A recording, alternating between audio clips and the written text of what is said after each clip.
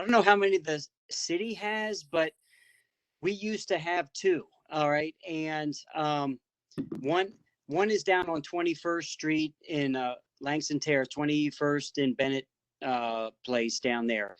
The other one we had at the Bodega, then it moved to 11th and Rom, and then it moved to Edgewood. In Edgewood, we got a permanent camera, and that mobile camera then disappeared. It went to another district, and so we were stuck with one. And lo and behold, I saw a mobile camera at 15th and Downing the other day because the permanent camera was not working. And so I asked the commander, can we move that camera up to the top of the hill at 2300 block of 15th where they're selling PCP up there by Brentwood Rec. And so we finally got it moved up there. So we have two, and that's all we got. So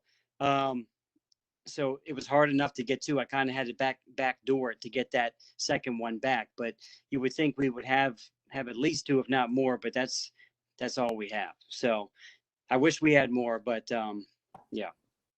Yeah, and thirdly, as you can see in the chat, constituents in 5B04, Bridget and Catherine, they've been working on this for quite a while, along with other constituents. They're very concerned about 13th and Hamlin. It's not a four-way stop. It's a two-way stop going, what's that, east-west? And they would like, and we have TSA, we have a TSA there, and we're waiting for, and it's not the first, but we're waiting for some more information on that to see whether we can move forward. So for your list that you're making right now, out of 5B04, we would like to put on there attention to 13th and Hamlin, and also 13th and Kearney. Yeah, and I think it's just the speed on 13th Street. It's the speed that people running the stop signs, those east-west stop signs that usually cause the collisions there. And it's very, very difficult for pedestrians and bicyclists to get through there. Okay, so it's the 13th Street traffic, because the Hamlin and Kearney traffic have stop signs, right? Yeah, but but again, they don't stop, Captain. They pretty much roll into the intersection. And one of the reasons that they roll into the intersection, I mean, it really is poor visibility coming off of Kearney and or 13. So in order to get a sight line, you really have to get somewhere out into 13th Street for those who even bother to stop. And I've noticed that most of the time it's residents that it's drivers who actually do not live in our community. Yeah, a lot of the speeders, and unfortunately, I noticed that a lot of our city, employees are actually speeding up and down 13th and 12th Street in city vehicles. Oh, okay. Yeah, it's a real problem. Okay. Thank you, Captain Moore. Okay, you mean DC government vehicles? Yeah, DC government vehicles. Yeah, district vehicles. Okay, all right, and you were saying, cars have to poke their heads out basically on Kearney to see the traffic, right? Is that what you're saying? Kearney and 13th, and it's Bridget. If you can unmute Bridget, because you're there, you see it all the time. We have a bunch of small kids up there. You can't really. I know on Hamlin. I live on Hamlin. You can't get over there unless you get a little bit out there. So. Okay. Yeah, Bridget, it's Hamlin is the top of the hill. Okay. Yeah. And so the cars coming along 13th, they don't have a stop sign, so they're at high speed on 13th, and they can't see what's about to cross. Right. From Hamlin. And okay. I've sent pictures, but there was a 3-week period in July where I called 911 3 times. And one car took out the stop sign completely. That stop sign was underneath the car. Mm-hmm. I remember that. Yeah. This was a time of day when people are walking their dogs. They're going for jogs. I mean, this is just a really dangerous situation. And that I took pictures and sent them to the DDOT person that reached out the other day. But those are just 3. I mean, I've called 911 many times. So it's just the visibility plus speed that makes it really dangerous. Yeah, there definitely needs to be a four-way stop there. I think at least at Hamlin. I mean, with it being on top of the hill there, Yeah. And I think, and Captain Moore, thank you for taking all this, and just for everyone on the line, we do have DDOT here, the head of Vision Zero, so I want to make sure everyone stays on, and we can have this conversation more in depth about what it's going to take to get these intersections. I think we all know and agree, and including Captain Moore, that there are a lot of problem areas. So want to make sure. I'm glad that Captain Moore is taking notes for enforcement purposes, but I also want to make sure that we give time to DDOT to really answer what it's going to take to get these there. Yeah. Yeah, like I said, there's so many spots already, and then you guys are giving me a ton of spots. So you know, our traffic units go from spot to spot to spot. So yeah. So any help we get from DDOT, like a 4-way stop, would be great. Yep. Thank you. Right, if there are no other questions for Captain Moore, we're going to go ahead and move on. We really appreciate you taking the time you took with us this evening to answer all of our questions and to kind of note some of the information that we were providing you. Thank you so much, Captain Moore. Thank you. Thank you. At this time, we're going to have Mr. Hunter from the Mokers, from the mayor's office, come on and speak with us about what's going on and give us a situational update. Mr. Hunter? Oh, is Ms. Wood on? Okay, Ms. Wood. Okay, you're not muted. No, I know. Hi, everyone. Okay, there you How go. doing? I'm sorry. How are you, Ms. Wood? It's good doing seeing you well. again. Good seeing you all. Good seeing you all. You have the floor. We can barely hear you, though. Okay, here, let me get a little bit. You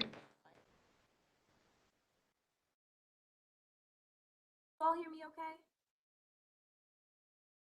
A little bit better?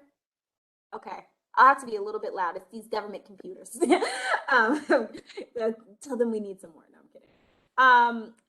I'm really happy to be with you all. I'm going to start with some DCPS updates. Of course, a lot of folks want to make sure we're just aware of the method that's being used for testing in schools. And so what's being done is DCPS is ensuring weekly samples of about 10 to 20% of students. Now, the sample that they are taking prioritizes unvaccinated students in this sample. However, for staff and all adults that are on campus who are unvaccinated, weekly tests are required.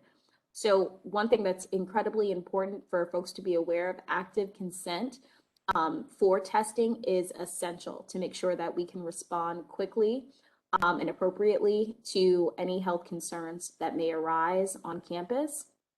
So we really do want to make sure that all of our kiddos, if you're a teacher, community member who is in schools, you are providing that active consent. It's really important. Okay.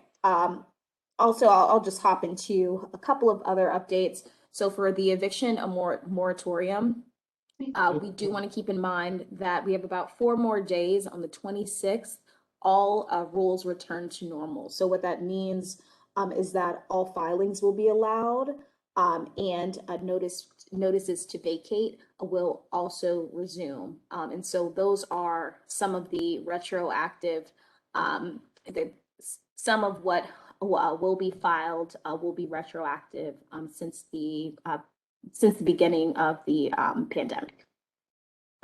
Because of this, it is essential that folks that are really in need of some of that housing support to recoup after the pandemic are connecting to Stay DC as soon as possible and are also leveraging the resources to fill out that application because it can require some support. DC libraries are helping folks fill out that application, but it's also really important to get on it because it takes about 3 to 4 weeks for the application to be approved. So for folks that are dealing with housing crisis, that is a while, and so being proactive is going to be essential to supporting our residents as best as possible. I'd love to open the floor up for questions and see what I can get back for you. Ms. Woods, for those who may not have access to the agenda, would you identify yourself and what office you're from? Yes, of course. My name is Kyla Woods. I'm with the Mayor's Office of Community Relations and Services. And I thought I read somewhere that the council had approved some sort of bill to extend the moratorium until February 2022. Yes, so that hasn't, so the council is voting on that, but I don't have it until we get that passed. I don't necessarily put it on the record. Okay, and what is the date you just mentioned? The 26th of September, so 4 days. Okay. Thank you.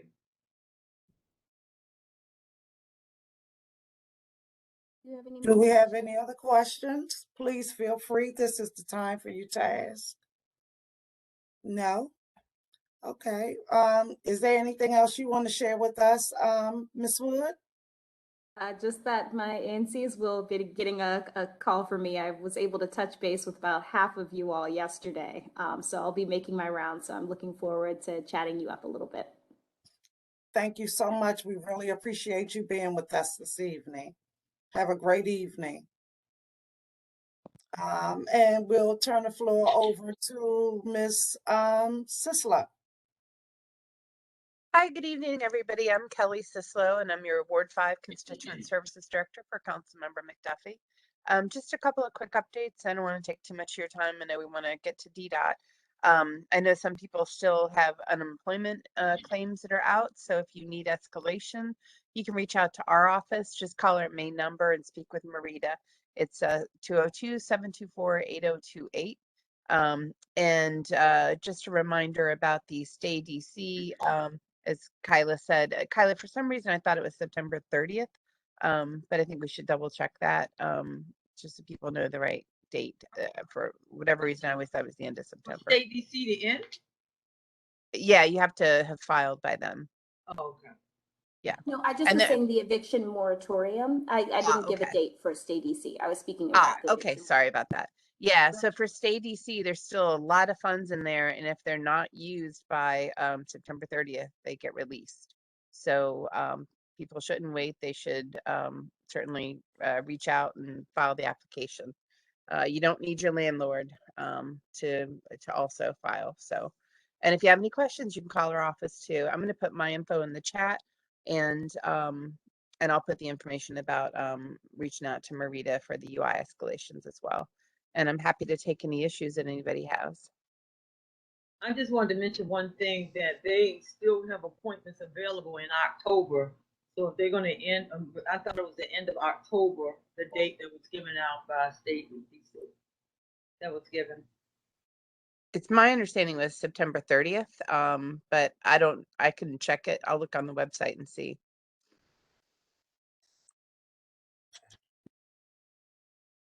Any other questions for Ms. Sisler? Okay, thank you. We really appreciate you giving us the report from the councilman's office. You're welcome. And before I turn the meeting over to our host commissioner, we have something else under our public safety and community reports. DC Water for our Northeast Boundary Tunnel update. I saw a representative from DC Water. Are you still here, ma'am or sir? Andrew? I see him. Hi, my name's Bria. It's nice to meet you all. Oh, okay. You have the floor, ma'am. Oh, I'm going to let Andrew go ahead. Okay, sir, you have the floor. Am I on now? Yes. Thank you. Thank you, Madam Chair, and the rest of the commission, especially Commissioner Amin, for this opportunity to review the projects that's going on, Clean Rivers project. As you know, well, today is a kind of an example of basically what this project is all about and what we're trying to prevent. Storms, flooding from storms like these along Rhode Island Avenue, Bloomingdale, and other streets in the district. Basically, the project is called the Clean Rivers Project, and it has 4 large tunnels, sewers, and diversion facilities. 2 of them are complete. One is about, I would say, a little over half complete, 60%. That's the one we're going to discuss briefly tonight, the Northeast Boundary Tunnel. And one is still in the design phase and is going to begin in a few months. The reason that they're doing such a large project like this throughout the city is because we are under a consent decree from the federal government to clean up the rivers and capture the runoff that comes from our wastewater and our sewers, which are combined sewer overflows. Washington, D.C. is an old city. When they built the sewers over 100 years ago, they built a one-pipe system. And although a 8-foot pipe, 12-foot pipe sounds very large to us, in today's world, it does not capture enough of the waste that runs down during heavy rainstorms. And this combines with sewage and flows sometimes into our streets, as you have seen, but all the time into the Anacostia and Potomac River. So this project is designed to try and correct that situation and catch all that runoff. As I said, there are four tunnels, and the tunnel we're going to discuss today is this boundary tunnel, which runs along Rhode Island Avenue. The site we're going to discuss today is at Rhode Island Avenue and 8th Street. The Northeast Boundary Tunnel actually is going to be the largest tunnel. It's 5 miles. It's actually complete underground already. The tunneling has been done it's begun at RFK Stadium at CSO 19 and is finished over at R Street and 6th. You don't see it because it's 100 feet underground. It's large. It's about 30 feet in diameter, and we think that it's enough to catch all the waste and runoff at least for another 100 years before maybe perhaps some updates need to be made. Damn paranoid. What you see in the streets with regards to this project are called diversion facilities. What they are going to do are going to catch the water from the streets and from the old sewer that I spoke about, the 8-foot sewers and the 12-foot sewers that overflow, bring it down into a drop shaft, which also goes 100 feet down, and then transfer it over into the main tunnel. All of this works on gravity. From the main tunnel, it will go all the way down to the Blue Cranes water treatment plant and be treated, made clean, and then put out into the rivers. The work that's going on in 8th Street. So I'll try and go over that quickly, tell you what we're doing. We're producing a diversion facility at Rhode Island Avenue and 8th Street. That's DC Water land right there, that corner. As you know, underneath that bridge and in other areas there, when it rains like it did today, there is heavy flooding. This diversion facility will now not only catch that water through inlets, it would also, like I said, catch the water that comes from the 8-foot and 12-foot sewer pipes underground. Bring it down to a drop shaft, send it over with a pipe into the main tunnel, and take it all the way down to Blue Plains to be treated. Now that we're getting into more and more of the work, we're kind of upscaling our work. So what we've done is we've talked to Commissioner Amin about doing a little extra hours or after hours work. That request is to do 2 sessions of work from 7 to 5, 7 in the morning to 5 in the evening, and then again 5 in the evening to 3 o'clock in the morning. This work will last about 2 months. The work is to finish and complete that drop shaft that goes 100 feet underground and connects to the Northeast Boundary Tunnel. So most of the work, if not all of the work, will be at night and during the day will be done underground, 100 feet underground. So the noise will be minimal. You may see during the day and in the evening a large crane, which will have to be used to lift things up and down. But that's not a regular, that's not a constant work, and that will not occur in the evening. After the evening, things that will stop. We're also will require to work a Saturday shift from 7 o'clock in the morning to 5 o'clock.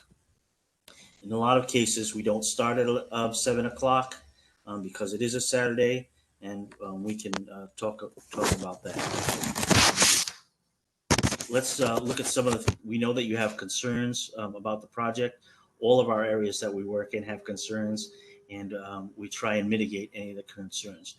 One of the concerns, obviously, is noise. Noise is always monitored at our sites, and we make sure that it's done within our permit from the city. Once again, this work will be done about 100 feet, 110 feet underground during these after hours work and during this day. Lighting, we've had some concerns with lighting. Sometimes at night, we've had people see our lights at some of our sites through our windows. When something like that happens, we make sure that all our lights are pointed down into our site. If we hear anything like that, we make sure that we go around, we make sure they're pointed down. And then most of the lighting in this case, after hours, will be done, once again, down in the tunnel. So you won't see that lighting. It'll all be down in the drop shaft. Trucks will not arrive past 7 o'clock. They will probably be out of there very early. They don't want to get into the traffic of the 5 o'clock traffic. So there'll be no trucking. There'll be no transportation after 7 p.m. With regards to parking, our workers will park within our site on that 8th Street, little street that's right next to our site. We only expect to have 4 to 5 vehicles at the most. They can fit all on that site. Will not take out any street parking or any others people's parking. Traffic lanes during this work will not change. The current traffic situation that exists will stay the same. So there won't be any changes for people to learn with regards to traffic. We suggest we have good, I think, pedestrian safety routes for people, and we hope that they follow them and follow the signs. We've lit those routes at night when people need to walk through under the bridge or along the bridge. So we just ask people to be careful and cautious, but follow the routes that we've set up for them. The project so far has been more successful than we thought. We expected to catch up to 80% of debris, waste, and water, and we're at actually 90 and over since we've taken on opened up the two pipes already. We know that will stay the same when we finally open up the Northeast Boundary Tunnel. This is we captured about 11 billion gallons of water and waste and 7,000 tons of trash. If you could see, and maybe you will, we could give a presentation sometime, the outlets that catch the trash at White Plains. It's amazing. It's just a big change from the pictures that we have 10 years ago. So it's really a real success story. And we understand that some of this work is inconvenient. We're trying as quickly and as quietly as possible to complete this project. So we can try, Bria and I can try and field your questions. Oh, and guys, I also wanted just to notate, we are about a little bit over 50% done at your particular site, and that we are projecting to have that particular site finished by about November 2022. Yep. So Andrew and Bria, thank you for that presentation. I know that we've had several discussions, and I know I have with Hadia, and thank you for covering some of the all of the issues that I presented in one of our meetings. So right now, let's open it up to see if we have any questions or concerns from the community at large.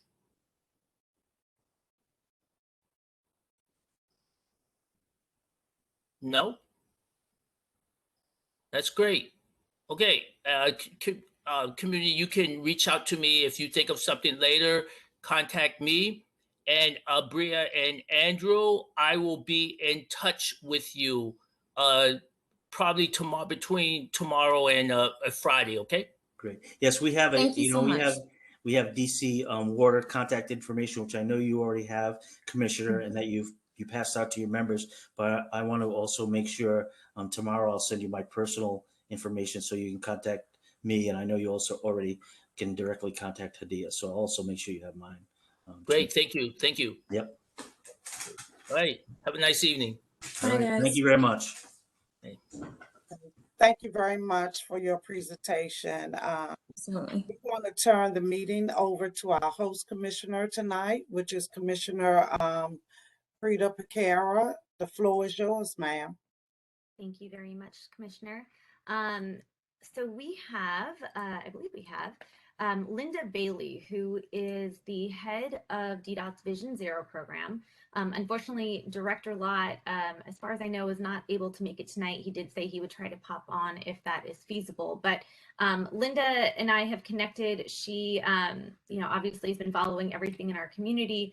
But what this tragedy, other than just being really heartbreaking for so many of us, and I know it's impacted our community far and wide for those that know the Hart family and even for those that are not. But something like this happening in our neighborhood is really tough, I think, on everybody. And so Ms. Bailey and I have connected.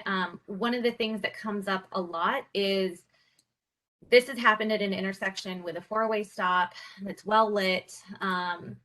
And it just puts everything else in sharp contrast to the other intersections that so many of us have discussed tonight, that there isn't a four-way stop and there isn't people obeying stop signs and people are rushing through. I know so many of you have also seen the video that someone took when they went out to that intersection of 14th and Irving the next day and captured a car blatantly blowing a stop sign, actually overtaking somebody else to blow a stop sign. So I think the frustration is palpable for all of us. And I know for me, there's been a lot of uncertainty on exactly what it takes to get some of these interventions, whether it's speed bumps or stop signs or other things. So Linda and her team are here tonight to kind of answer those questions, what it's going to take to get certain things, what are the rubric and assessment that they look at from the Vision Zero perspective, what types of things they need either our support of or the council to be able to implement these much needed traffic calming and traffic safety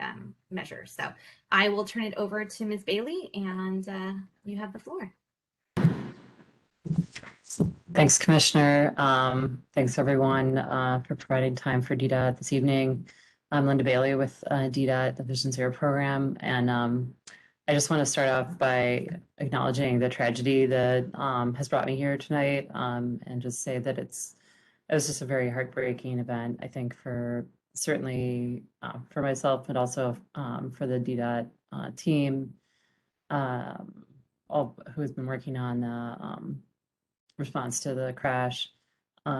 It's definitely every fatality is someone's child, but or usually anyway, it's just a terrible tragedy. I don't want to go into too much, but I do want to acknowledge some of the things that we're working on that site, as well as kind of address some of the questions that Commissioner Piekara had given to me, and I assume other commissioners might have questions for me as well. So following on the news of the crash, the fatal crash last week, but the DDOT team did quickly come together and look at the site of the crash to see how we can respond to that specific site and enhance the safety of that location in particular. And there's several measures that we've looked at for that site. And just a few of the principles that we use in a kind of, that's a minor intersection from the DDOT perspective. So in minor intersections has some things that are easier and other things that are harder to do. So or that are going to work better, I should say. So one of the key things we'll be doing is adding we call bulb outs, which is basically where the we kind of shorten the crosswalk as much as possible, with in this case, in the short term with temporary materials, which can lead to long-term additions as well, and other materials. Also looking at the signage, where it can be enhanced around the site through things like double-backed stop signs, makes them more visible. We have one near side, one far side when somebody comes to the intersection. And then with the proximity to the school, we've also looked at some of the Safe Routes to School program elements that could be added right in that vicinity. And my colleague George Branyan is on, and Erica Tapp from our community engagement team is also on. George can in particular talk more about the Safe Routes to School program in particular, which just has, because of the importance of school routes, has some tools at its disposal that can speed up some of those traffic calming measures in particular. So those are some of the things we talked about for very, very short term, meaning within the next few weeks at the site of the crash, just to respond to that. I know that there are several questions about specific traffic safety investigations that are underway or have been recently completed in the area. I don't have all the details on every one of those, but I did want to talk about a couple of things. I know always stop control, or four-way, often known as four-way stop, but we call it always stop control in case there's more than 4 or less than 4 legs of the intersection. We consider always stop control one tool in the toolbox. It doesn't work for it's not a silver bullet. As many people have observed, drivers don't always stop at a stop sign.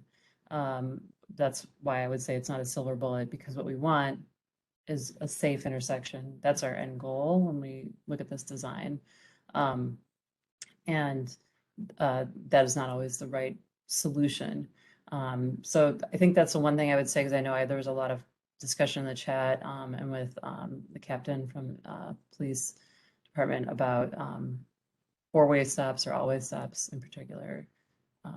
Anyway, so those are a few things just very specific to the site. I do want to zoom out a little bit before we kind of open it up. I'm sure there's a lot of questions, but in terms of our overall safety program, we are pushing hard on traffic safety investigations and pushing them through, also known as traffic safety assessments, pushing them through the system so that people can kind of work with the agency on the traffic calming efforts we are proposing for those sites. And so I think that the directors put a lot of emphasis on those in the last several months. And I think that I'm hoping that in the public, you'll see that result coming out of that process and that will assist. And in addition to our traffic safety assessment program, we do have about 100 projects going in right now across the district that are varying sizes, that are traffic safety specific projects that were done just this year. That include, I can't remember who was mentioning it, there's something we call a driver feedback sign, which tells you the speed limit where you are and the speed that you're driving right now. It kind of flashes it if it's over the speed limit. So that is one of the things we've been doing more of because it is effective at reducing overall speeds, even though it's not the same as some of the other things. So, and that is a tool that's easy to put out and is a quick turnaround thing we can do to improve safety. We're also looking at strategically expanding and changing our automated enforcement program. The automated enforcement program currently operates stop sign cameras, red light cameras, and speed cameras around the district, as well as a couple of large truck cameras. We are trying to put those in strategically in ways that can reduce our overall crashes and fatalities in the end. I'm not able to kind of watch the chat and talk, so I'm Commissioner Piekara, I'm going to rely on you to give me questions if you'd like at this time, or Yeah. If you'd like to hear more from the Safe Routes program, definitely have lots of questions, and I will read some from the chat, but I'm just going to chime in on one really quickly. So you mentioned four-way stops, all-way stops are not always the best intervention. My experience so far when I put in a request for something like that has been a binary no or yes, without any feedback into, I think, what you said of the other tools. So if it's not a four-way stop, how do we get access to those other tools or those other things that can be done? I'm requesting 4 always stop signs today, 2 of which have already been requested multiple times, and we haven't been given any alternatives other than no. And I think that that's where the frustration is for so many of us. We don't know all of the tools that are available at DDOT's disposal. But for me, at least as a commissioner, I find that there's not as much collaboration with myself and with DDOT.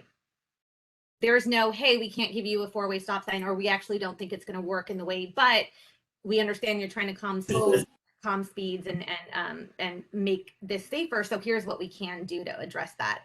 And I think that that for me and for so many others is a frustration. So how do we get access to those things, and what do we need to do? What do you need to see to make sure that that happens? Yeah, so there's 2 big elements that we look at just in general when we look at safety improvements. One is speed management, and I'll talk in a moment about why that's a key element. And the other is conflict mitigation or management. So conflicts where people cross paths, right? Intersections, driveways, alleyways, wherever those paths are crossing. So speed management is important even for conflict management, because at lower speeds, drivers have more time to stop if they see something. They tend to have a wider range of view. The faster you drive, the narrower your cone of vision gets, and you're less likely to see other vehicles or people in your peripheral vision as a driver. And if there is a collision, it's much more likely to be severe or fatal at a higher speed. So speed management is really kind of a keystone within our safety program of trying to improve overall safety and reduce crashes and reduce their severity, et cetera. So in our speed management category, for an arterial, so if we have a road, I think there was some conversation in the chat earlier about bus routes or routes for emergency vehicles. Our colleagues with fire and EMS will tell us, oh, we need to put, EMS trucks or whatever down there. So we tend to shy away from putting in speed humps or other kind of bumps in the, let's just call the category of all types of humps. We can get into which kind there are, but and in those cases, that's where we look to things like the driver feedback signs and the camera program.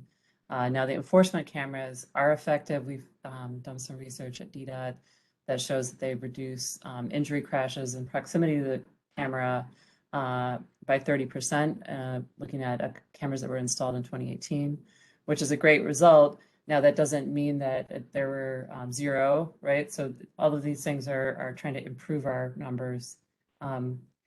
Getting to 0 is still a matter of changing a lot of other things too, which we can get into. But the conflict management is the other part, and that's where a 4-way stop sign can come in, or always stop control. And the trick there is that drivers are, there's a lot of evidence, and everybody, I think on this, many people on the chat were saying that there's a lot of evidence that drivers do not comply, don't follow the stop sign at all times, right? And the reason they're not following it is unclear, but we have some ideas of that it's partly through self-preservation that people actually stop at stop signs, which is why we look at things like the balance of number of vehicles, again, because it's about self-preservation, the number of vehicles coming each direction. Actually, I think I'm going to correct that. We also count anyone else, but I'm just talking about the self-preservation idea behind some of that aggressive driving that was in the video that I think someone mentioned earlier about that showed the driver aggressively passing another vehicle, not following the stop sign, and aggressively passing another vehicle in oncoming traffic right at that intersection. which is How just, do we get access to those interventions you talked about? I mean, it sounds like, I think everyone would know conflict management and speed management, especially 13th, 14th, 15th. I think a lot of our roads are wide, and people commute through our area either to get to the metro and park there, or just coming in from Maryland. I've been seeing a lot of stuff on Twitter on all the different things that DDOT can do. How do we get those in our community? Because I think that's where the real frustration is coming in. right. Yeah. So the speed camera program, we're currently limited through our contract in the total number of cameras. And so we prioritize the speed camera specifically based on the speed profile of that specific location. We'll basically go out. That's really where they go out. I know, Commissioner, you and I spoke a little bit about the fact that a typical traffic safety investigation collects speed and volume, right? And so that's what they'll collect to see how many people are going above the enforceable limit. And then it's ranked relative to other places. So that doesn't mean that the places you're talking about are perfect. It just means there are other places that are even worse. So there is a tension there of like, when we put it here, we're not putting it there. It's like a zero-sum game right now. And we do have a process in place that hopefully will give us a new contract next year and may allow us to do more cameras or to move them around more easily, depending on the type of technology that we're using. So part of that new contract is going to be an upgrade for the camera technology as well, which will likely improve the ability to move it around as well as other things. Sorry, I'm just seeing on my chats pop up, but I'm just going to let you moderate the questions. I will give other people a chance because I don't want to dominate this. But there's a good question from Andrew right now that I think is in line with that of just wondering, are there ways that residents can collect data and contribute? I know a lot of us have Ring cameras and others. What can we do? Because I think sometimes if someone's coming out for an assessment, I don't know if they're coming on the weekends or they're coming in the middle of the day, but it feels like hearing back, they're experiencing something very different than what those of us who live in this community see on a day-to-day basis. I think that for always stop control, are you talking about specifically? Just speed management in general. I mean, always stop. Oh, like whether the speeds are as high as, yeah. Whatever we can do to get interventions in place. And if it's, you know, I know that TSIs are, I assume, at one point in time, but I think to Andrew's point and others, we see this so often, and there's a lot of, we've started collecting this information. Commissioner Costello and I have received hundreds of photos and videos and accounts of people firsthand seeing this, and these are only the ones that have captured it and reached out to us, so we can only assume that there are hundreds and hundreds more. How do we, if what you're seeing when you are out here is not enough, how do we send this to you so you can see what we are experiencing? You know, I'm always happy to come out for a site visit if there's a specific time, and I've done that in other locations, gone out and looked at something at a specific time of day that, because you live there, you know, and you're familiar with when that best time is. I'm definitely open to doing that. And I'm sure the director would be as well. In terms of the data collection, George, I'm not sure if you know the exact, I have in my head that it's a 48-hour standard. It has to be during the school year. It's typically done with hose counts. Am I saying all the right things, George, or can you? Yeah, I think that's correct. Yeah. So is that anywhere that we can see it? The standard data collection protocol? That is a great question. In my mind's eye, I'm seeing it on a website, but I'm not sure it is. Let me see if I can follow up with you on that specific. So can you say who collects that data? Is it a vendor? Is it you guys? And if so, is it the same person and the same people? Currently, we work with, I guess, 2 contractors on that part of the process. And one of the contractors is a group at Howard University. And I'm not sure which contractor is the other one that's picked it up. And to follow up on that, there was questions about, and I think Ms. Sislo had mentioned that Your department collects, or maybe it was somebody else that mentioned, crash data. Is that correct on, I think it's an acronym crash, not actually a vehicle crash, but I was told that it's called crash data. It's through a third-party vendor you all work with. And it's used to inform interventions and other things. It's a company, Citan, CITIAN. I've never heard of that. That's an interesting take. Okay. I I can tell you a little bit about the crash data that we use. The MPD, when anyone on the street is in a crash and reports it to the police department, they come to the site of the crash and take a report. And that's entered into the MPD's crash data system. And we get an upload of that every night, basically. We use that data. We have a contractor that does work on it. Not that contract. I don't know. I'm not familiar with the name of that company you mentioned. Hey, Linda, this is Kelly from Councilmember McDuffie's office. Sure. So I was hit by a driver on Rhode Island Avenue at 15th and Franklin who ran a red light. And when I called 911, they basically said, just pull your cars over and you guys exchange your phone number, your insurance information, and did not seem like they were coming to take a report. So are you sure 100% of the time you have that traceability for every accident? Because what I was told was if there's injuries, they will come and take a report.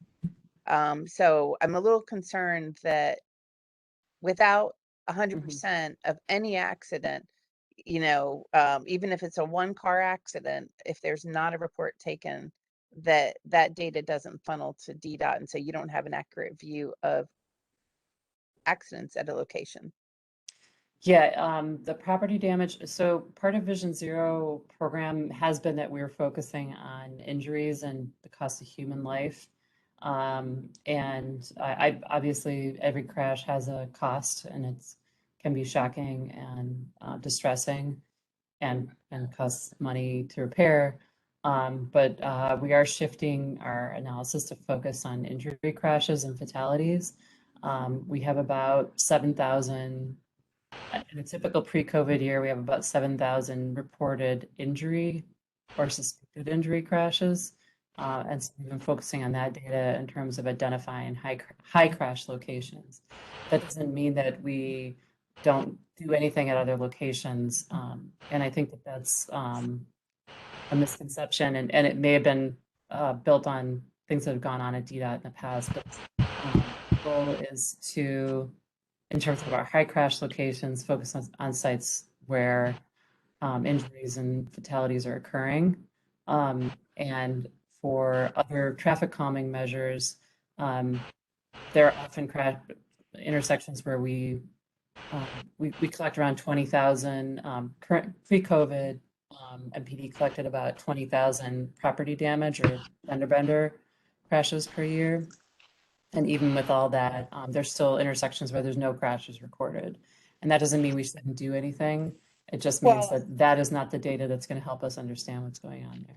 I disagree. I think you're really missing a big part of data, especially if there are accidents at locations without physical injury. I can tell you how hard I was hit. And I only braced myself so I wasn't injured because they hit the tail end of my car. I have a Jeep Wrangler. The entire bumper, which is bolted on, was dislodged and in the middle of the intersection, completely off. That's how hard I was hit. And I think if you don't have a full set of data, particularly the 13th and Hamlin crashes, I don't think any of those, and I'd be curious to see what you have reported for that from a DDOT perspective, even if there weren't injuries, because I think that plays into what calming measures you need to do at that intersection.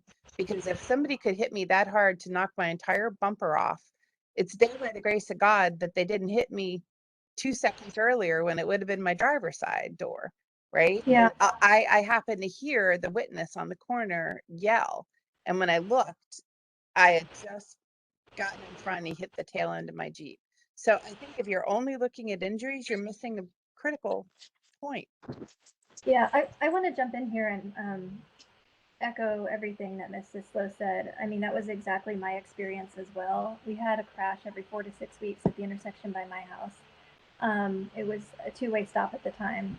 And I requested a TSA and the result came back, well, we don't have the data to merit turning this into a four-way stop. And so I asked, well, what data do you need? And they said, well, we look at the number of crashes, and the number of crashes that DDOT had based on the number of police reports filed was pithy. I had fortunately started documenting all of the crashes myself, taking photos, videos, writing down the dates, times, and actually talking to the people involved to find out how these crashes were occurring and whether there was some visibility obstruction or something else that was causing people to crash so frequently at this intersection. And I documented all of that and finally sent it to your current boss's predecessor, Mr. Marushan, and had to make the case myself for a four-way stop. But that was only because the data that DDOT was looking at didn't align with the reality on the ground, which was that there were crashes happening probably 3 times as often as what the crash data from MPD suggested. So I agree with everybody in the comments, Ms. Sislo, and everybody else here nodding their heads. Yes, we need to find another way to collect data. And I think, honestly, giving residents a portal where they can report crashes with verifiable information. For instance, if they have a date or timestamp photo or video and they can submit that, I think that would be useful. So again, can you tell me the vendors that are the same vendors you've used and for how long? And I wasn't finished, thank you. But I really do think that there needs to be a different approach to how we look at this data. And I don't know if that's something that the agency has previously considered, but I'd like to get your thoughts on that. Specifically looking at crash data, the way I see the crash data currently is, I actually was just in a meeting about unreported crashes earlier today, and we're aware that they occur. I was in a crash a long time ago before I was in this field, that I didn't even think to report because I was on a bike, and I don't know. I think if I'd been in a car, I probably would have, because I would have wanted my insurance to know, or something like that, But especially cyclists and pedestrians are more likely to not report crashes because they don't have that same kind of, I guess, cultural idea, I think, of reporting. Mm-hmm. So the way that we look at that is we're attempting to get a sense of where are the patterns in the unreported crashes. And we're doing a couple of different research projects on that to try and understand it, if there is a pattern. Just knowing human nature, I think there will always be some unreported crashes. And the question is, how do we account for that?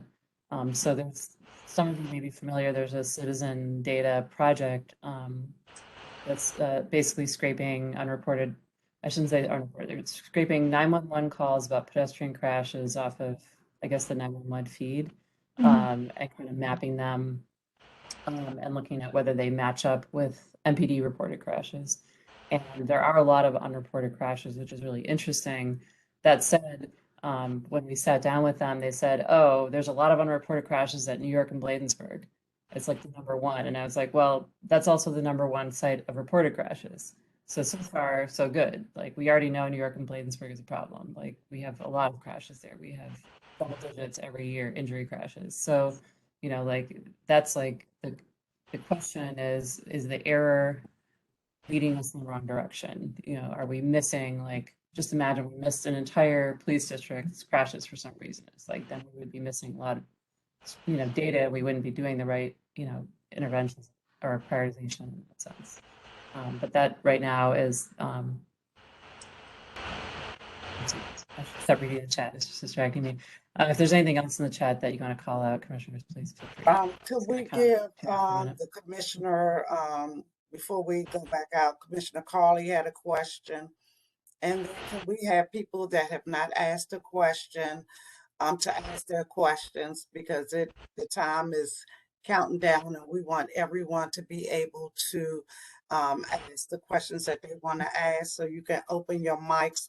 Commissioner Carley, you can go ahead, and then if someone else on the line has a question, please, we want you to ask as many questions as you possibly can. Commissioner Carley.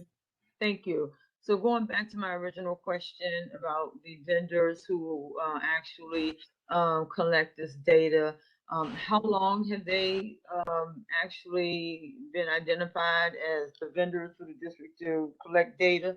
Number one. Number two,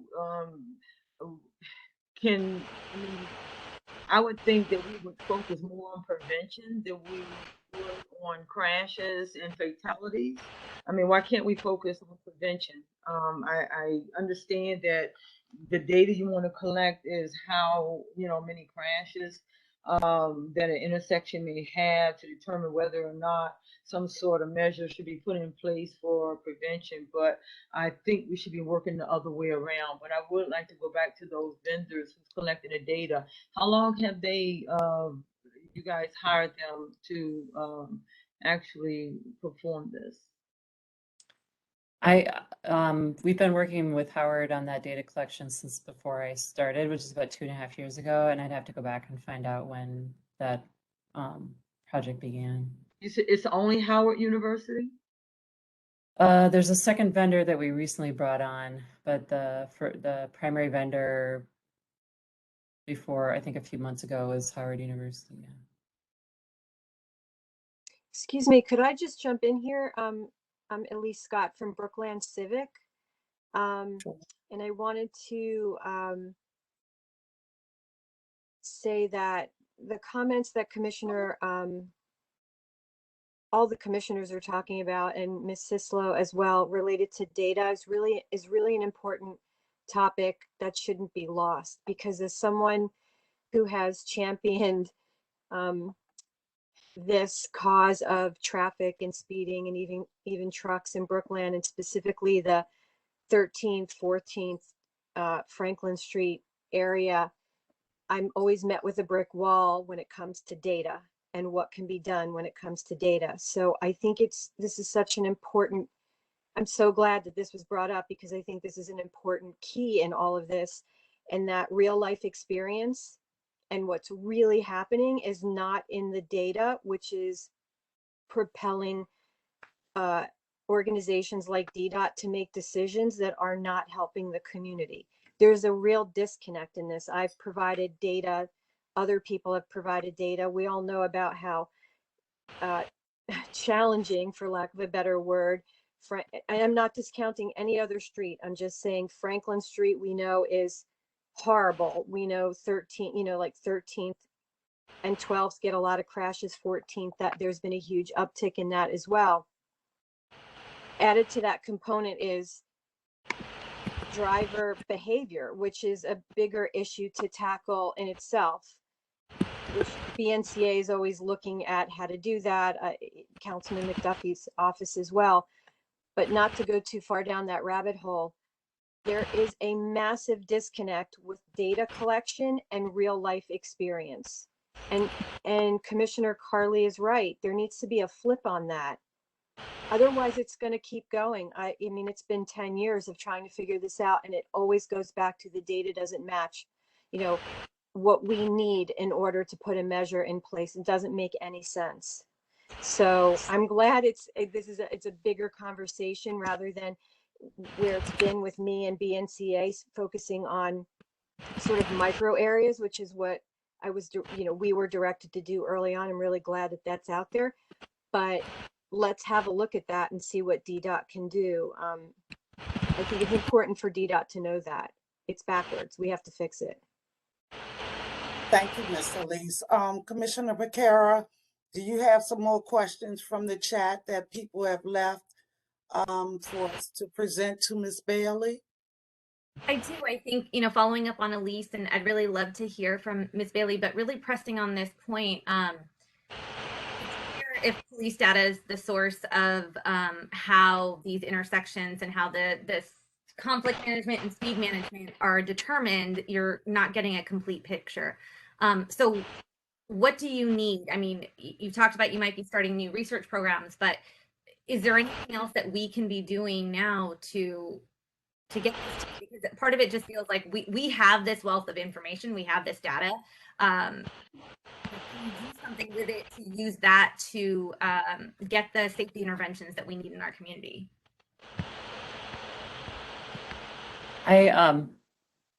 It's not the only data. Sorry, George, did you want to jump in? No, go ahead. George. George, why don't you jump in? Go ahead.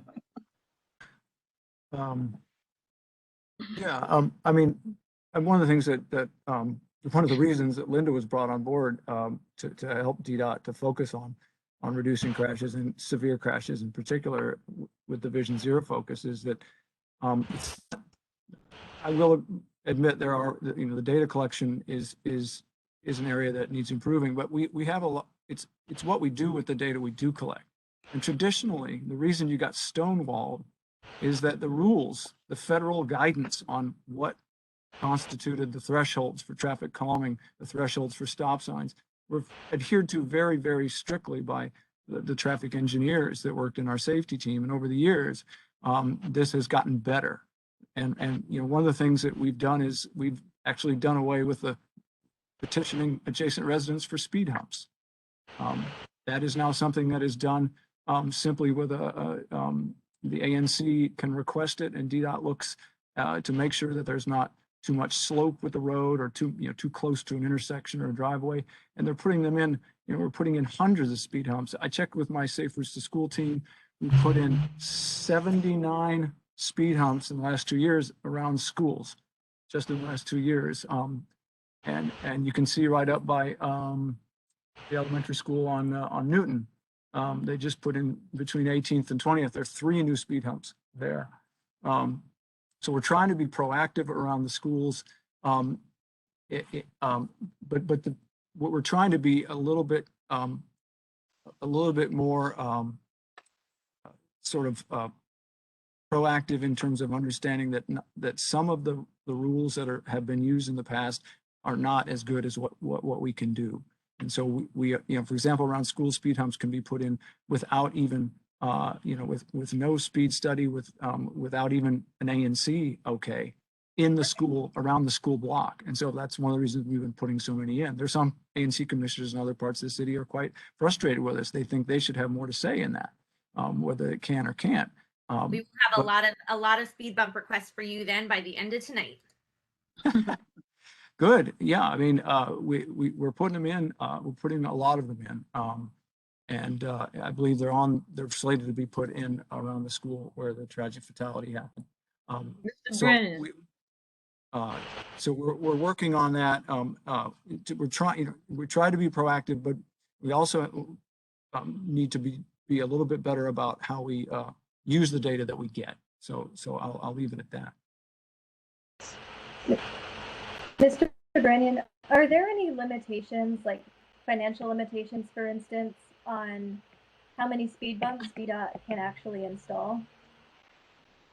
It's not. Are they very expensive? No, they're not particularly expensive. I think there may be ultimately an install might be $1,500, something like that. It's not particularly expensive. It's actually just capacity. It's being all this, unless it's part of a private development project that's working adjacent and is on the hook for some traffic calming. The speed humps are put in by our street and bridge maintenance division, and they're only so big. I don't know how many employees there are. They're the ones who go out and patch potholes, that go out and do quick fixes to sidewalks sometimes. So that group can only do so much, and so we've actually talked internally about whether we need to bring on some contractor help for that. So that's something we can look at. And because, with the loosening of the speed hump criteria and request mechanism, we're going to get more. As you said, you're going to send us some. So we do need to be able to do more. That is often, it's not usually the money, it's usually the capacity to ramp up this work all over the city. Because remember, this is, these are things that every community, every ANC is asking us to do more on. So it stretches our capacity to do that. I'm not saying we can't ramp up capacity, but that's above my pay grade, and I can lobby for it based on all the requests, and so more requests help. Mr. Great. Brand, Oh, sorry. Go ahead, Commissioner Carley. I think that's what Commissioner Costello was getting at, is that we really want to, if whether it's funding for the programs directly or funding to get more capacity, we just need to know what's needed, because I think we've had, for every horrible tragedy it's been in our community, and I'm sure has been reading the chat, I think everyone seems to have daily, if not weekly, near close calls, and that is just too much for especially a community like ours that has a lot of children. We have a lot of seniors, we have a lot of families. This is just really, really terrifying, and I think basically our point, speed bumps or whatever, you tell us what we can do, but we want I'm speaking for, I think, a lot of my constituents. We want to make Brookland the slowest neighborhood to drive through possible, the most inconvenient and slowest neighborhood to drive through. And we're not the experts, but you tell us what we need to do to get that there. Well, yeah. I think well taken. Mr. Brandon, you said that there's restrictions on federal roads. How many federal roads do we have in Ward 5? No, not federal roads. There's federal guidance for using for the different engineering thresholds for traffic calming devices or stop signs. It's called the Manual on Uniform Traffic Control Devices. I think you've probably heard of that. Some of you may have heard of that before. It's what the traffic engineers use to decide if a signal is warranted, if a stop sign is warranted. We are kind of a state when it comes to the Federal Highway Administration. So we've signed on to obey that. And it sets up some of those criteria, but those criteria were developed for a national audience, a national sort of implementation, and that doesn't necessarily always serve the residential streets of the district as well as it should.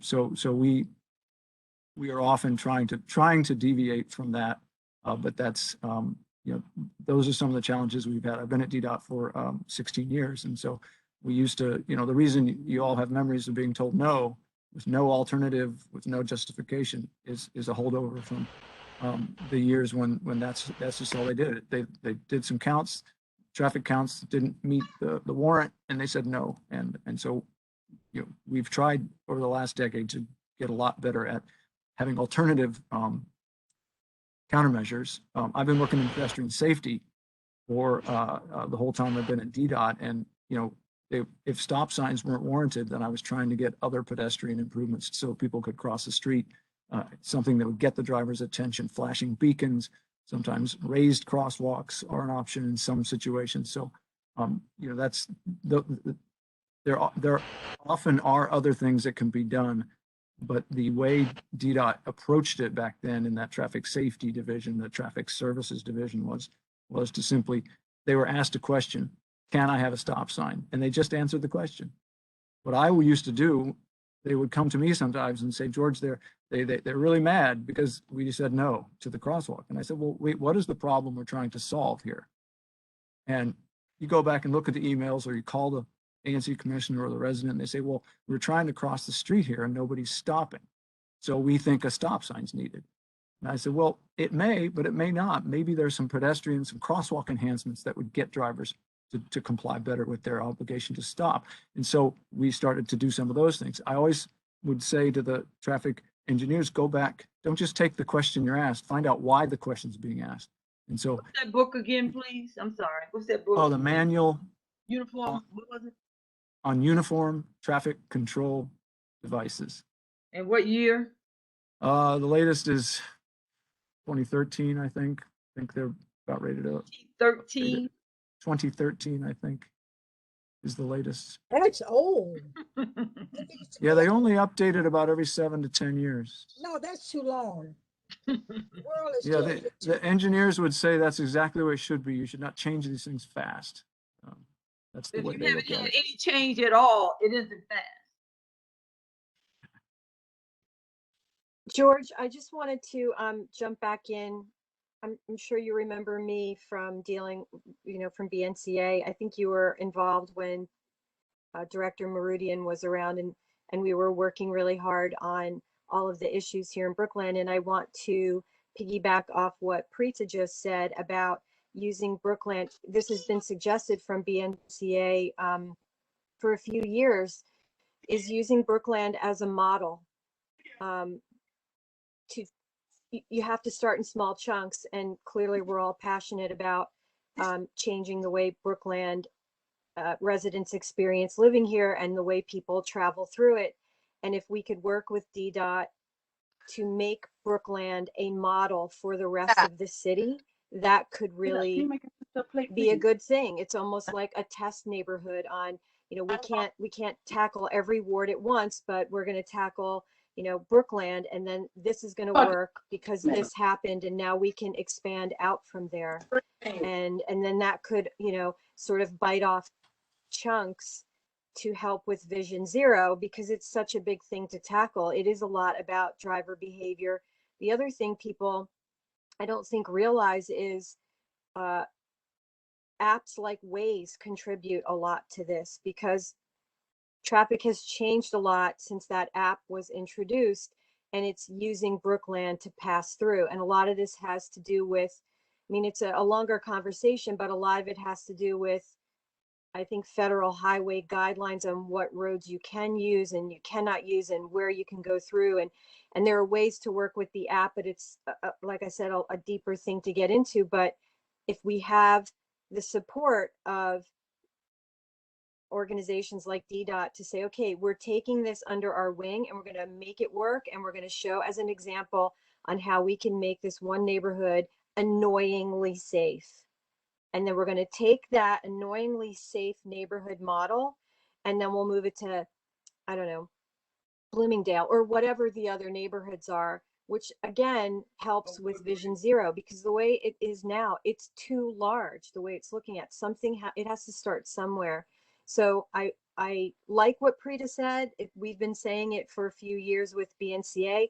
Let's bring that all together and try to find a way to make that happen. This is the test model. Thank you. Mr. Branyan, there was a hand up from one of our constituents. She's had her hand up. Thank you. Ms. Brown. Okay, I'm so sorry. You have the floor. I just wanted to say that I think that we need to consider updating those old rules. A lot has changed since then. We didn't have all the bicycle pass. We didn't have all the scooters in DC. We didn't have the virus. A lot has changed since 2013. I think that's very, very old. We need to think about saving lives. Thank you. Maybe I could just build on that, because my question also pertains to that, and thank you to the previous commenter. But I'm really concerned about the lack of bike infrastructure in this neighborhood, and in particular about DDOT's decision to delay a protected bike lane between the MBT and Monroe Street. And that stretch is really dangerous for cyclists and for the children who go to that school. And I would like DDOT to take immediate action to take a decision on that. And I don't have any particular investment in whether you get rid of a lane of parking or a lane of traffic, but I am extremely invested in making that a safe way for people to travel. And part of the reason that I'm so concerned about the lack of bike infrastructure is that if we're concerned about traffic, we should be making an effort to get cars off the street. And one way to do that is to create the infrastructure for cyclists with their children to move around the city safely. And that is not happening in our part of the city. Thank you. I wanted to, well, I don't know if our guest from DDOT.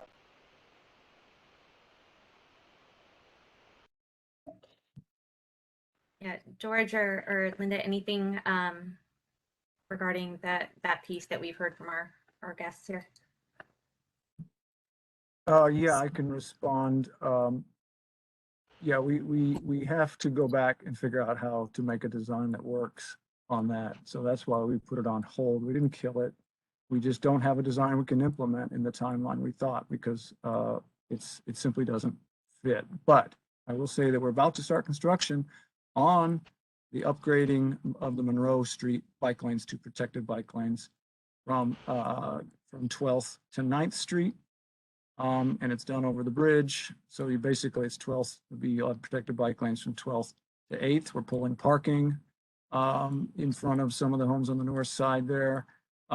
We also are in negotiation with Catholic University for extending the side path that comes off the Irving Street cycle track, the crosstown cycle track, and continue it all the way up and meet with Monroe, where we will next year build a two-way cycle track on the north side of Monroe from 8th.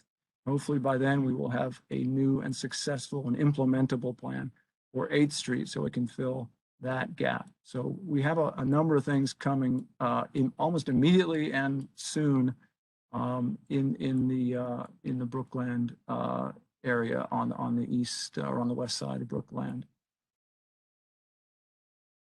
So George, you know, I think that at least here, I'm going to speak for the nuanced conversations I'm having here in 5B04 with our diverse community.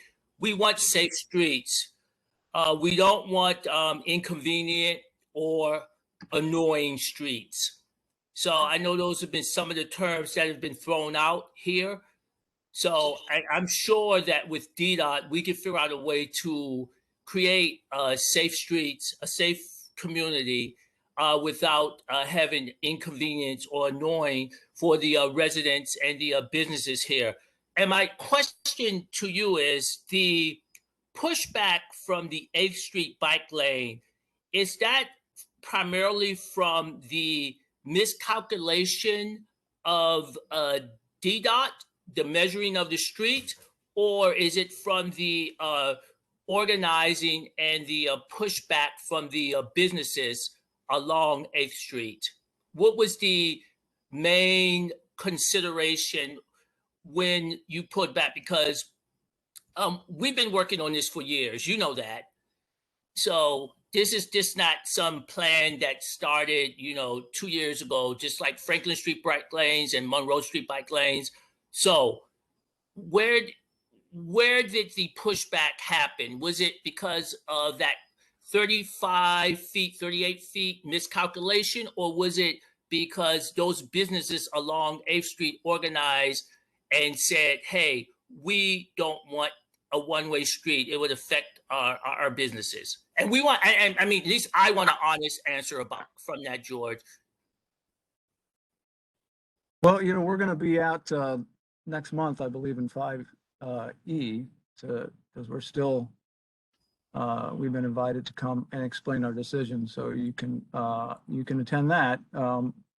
It really was in that the concept design, we did have the wrong width of the roadway, which led us to believe we could go further with the one-way. We did then the study, the circulation study, that indicated a one-way was possible. We, I believe, announced that, you know, Michael Alvino will be there. He's the project lead on this. But we, I think we announced that we wanted to move forward with that option of a one-way. And then that was at the same time we started doing the detailed design, and our designer said, well, you know, this is actually 35 feet wide, not 38. And we started trying to figure out what that meant for the design. And so as we were developing the design, we found that the idea, we have to have some way to accommodate loading and heavy vehicles, trucks. There are a lot of trucks on that street. Of the 2,000 vehicles a day that are on that street, it's a high proportion of trucks. What's happening in front of Sunbelt Rentals takes way more than the 8 feet of parking lane that we were going to squeeze in next to a 10-foot travel lane next to another 7-foot travel lane or 7-foot parking lane. It just ends up being unworkable as an engineering design. So, you know, we totally admit that we screwed up in terms of the width when we shifted from concept, when we started with the concept design. That said, there was huge pushback from the businesses. The businesses have told us flat out this is an existential threat to their business success. We don't agree with that, but we haven't mounted a, you know, a sort of a you know, evidence-based campaign to try to talk them out of that position yet, because this is when we discovered that even if we went to one way, preserve the parking, on the west side for the existing residents, that it's not going to work for the type of vehicles that are on that street. So, you know, it's not a great place to be, but we just have to pause and see if there's any, and try to figure out if there's any other kind of configuration that we can develop and come back to the community with. That is our aim. That's why we're just putting it on pause in terms of this existing design that we've come up with. It just doesn't fit. Who incorrectly measured, DDOT or? Yeah, DDOT. Yeah.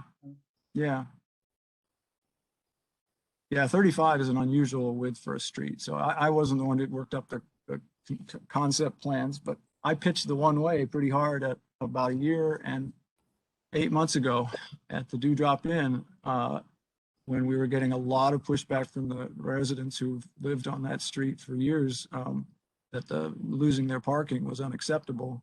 And so we thought, well, maybe we can come up with a win-win. It turned out to be too good to be true at this point. So we're working on it. We're trying to figure out what kind of configuration might be able to be redeveloped and advanced. And you'll be the first to know if we figure it out. I think Commissioner Costello is just.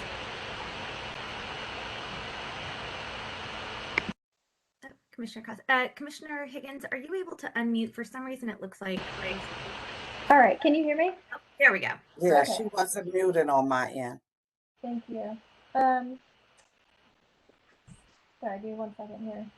So, Mr. Benyon, I did have a question. Somebody had raised this in the chat.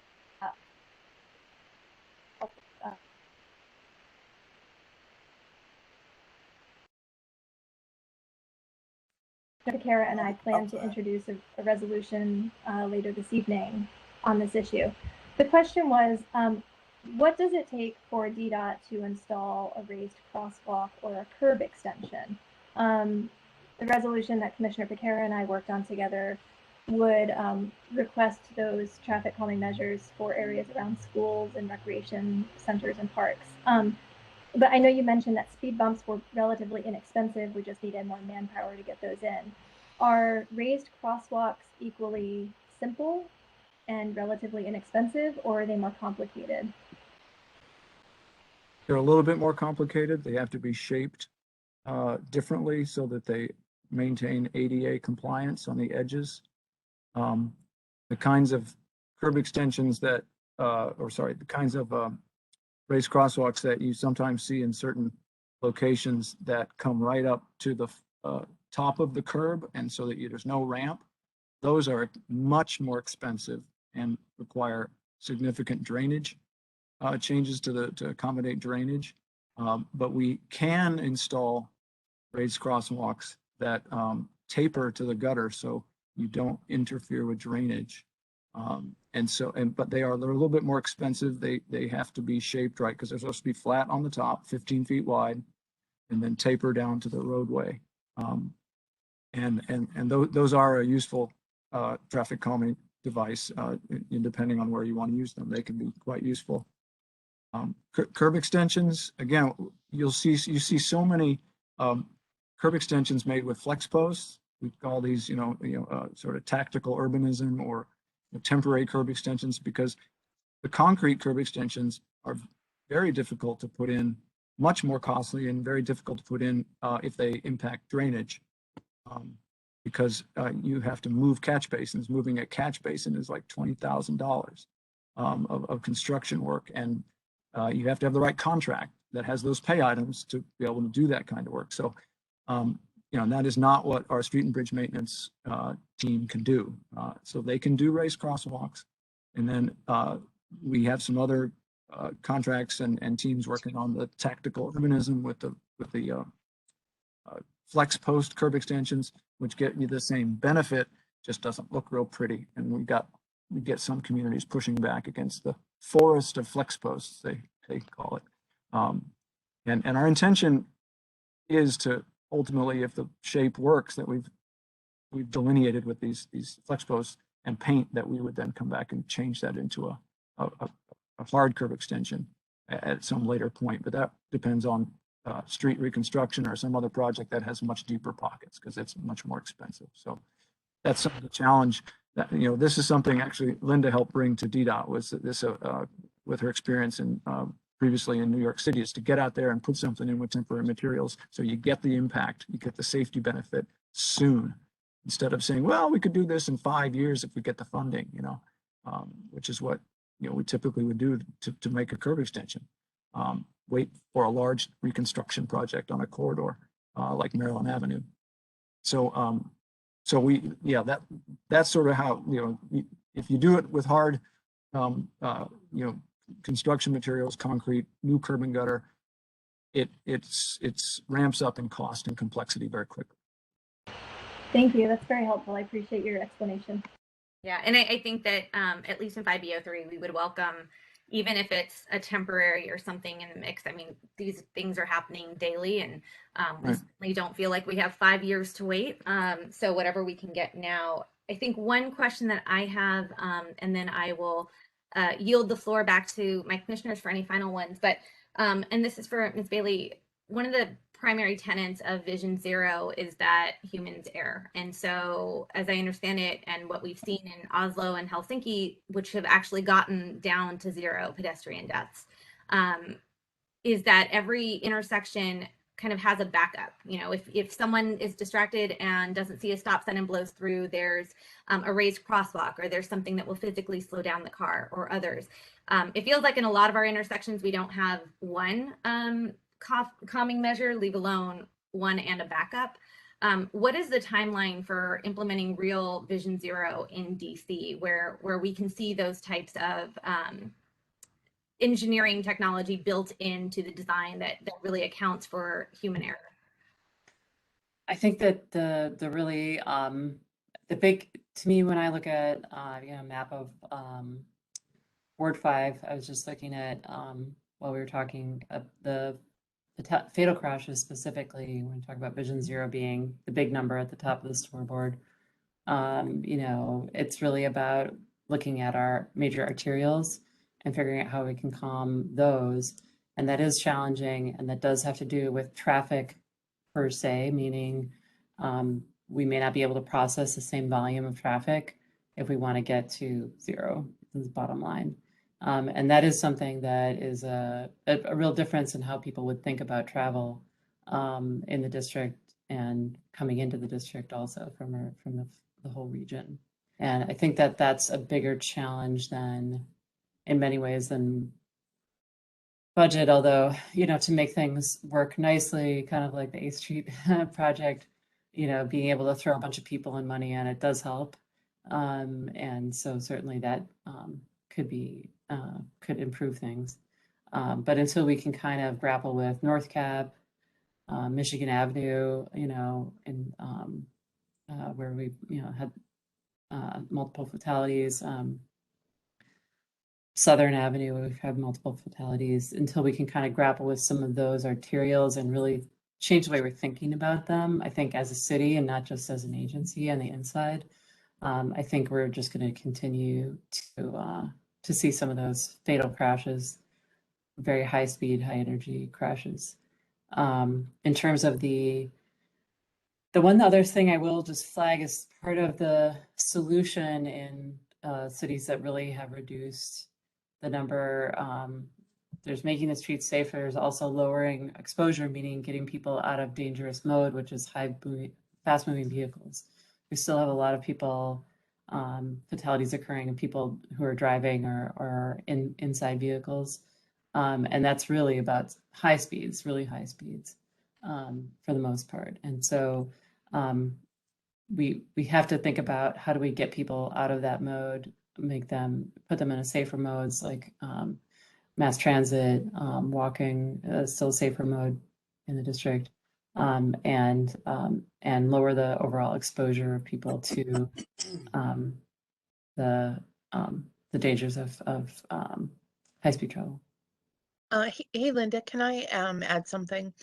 Because I think we're talking a lot about distracted driving, but I think a lot of us have seen blatant disregard for rules of the road, running stop signs, running red lights intentionally passing a yellow line intentionally.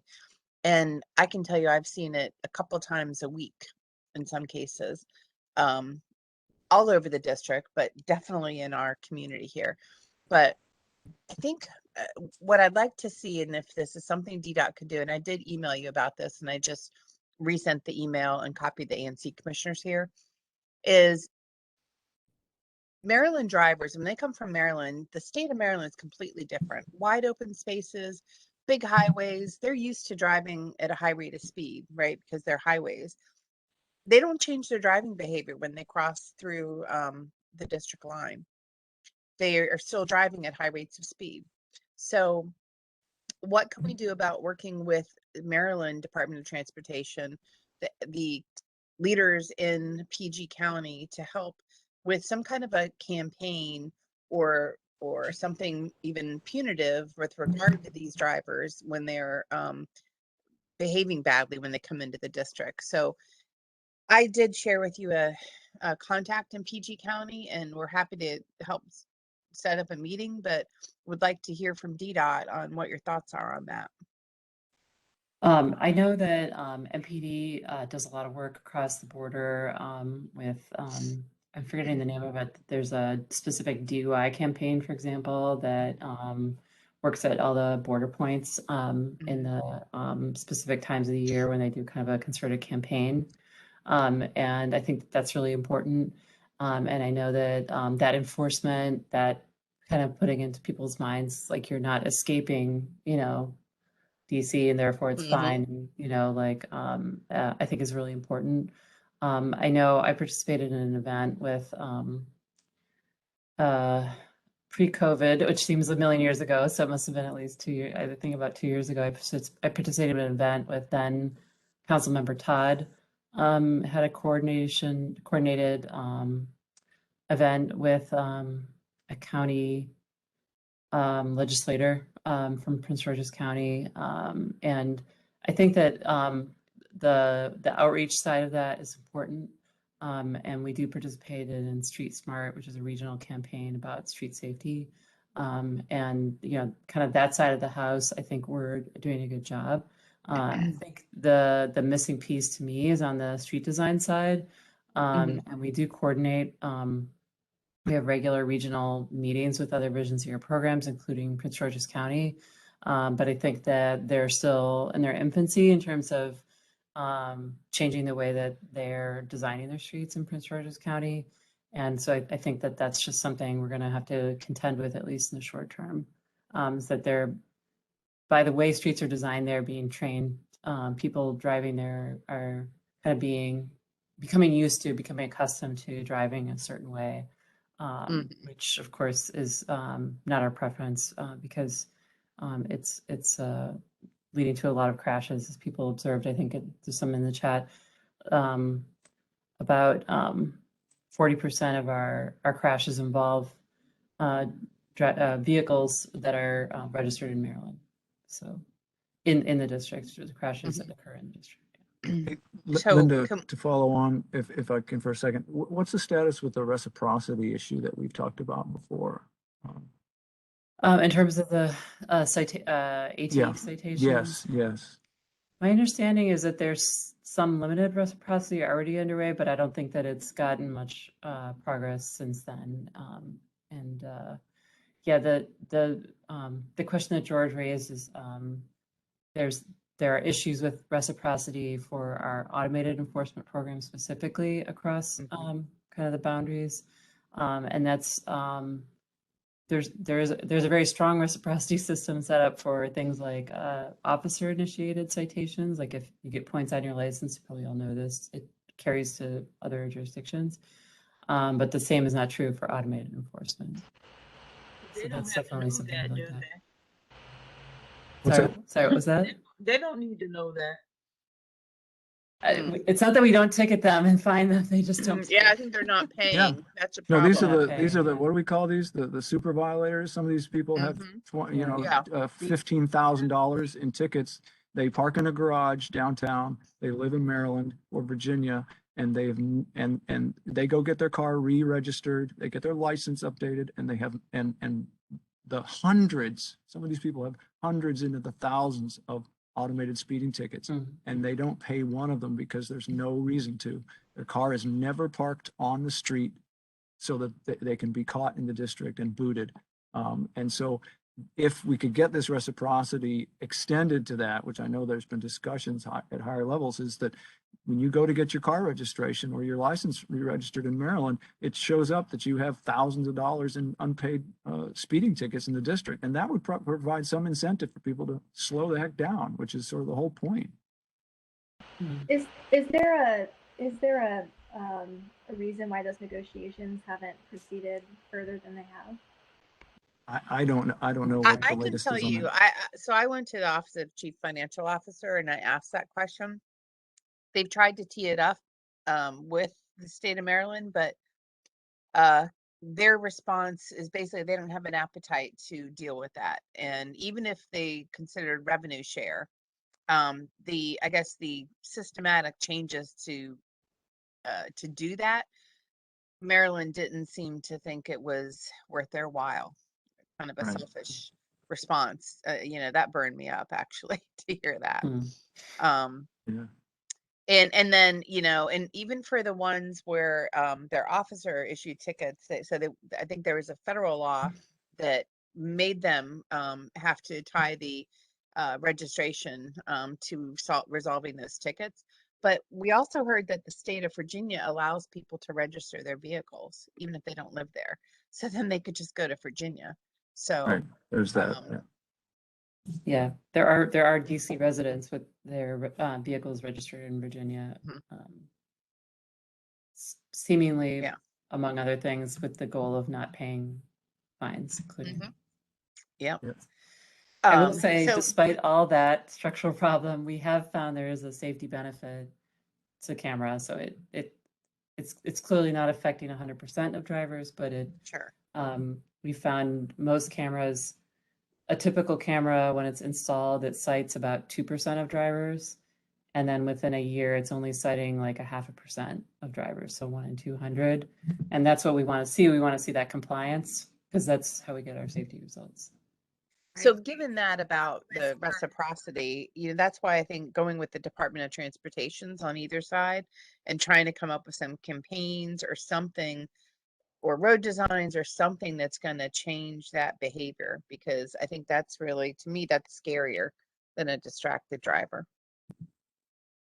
Well, it is true that there is a ped bike coordinator at COG, the Council of Governments, and it's his position to sort of push out a lot of the progressive street design kinds of guidance. There have been templates for complete streets policies for the region. We have meetings regularly. I've participated in a pedestrian safety enforcement seminar many Octobers in a row now.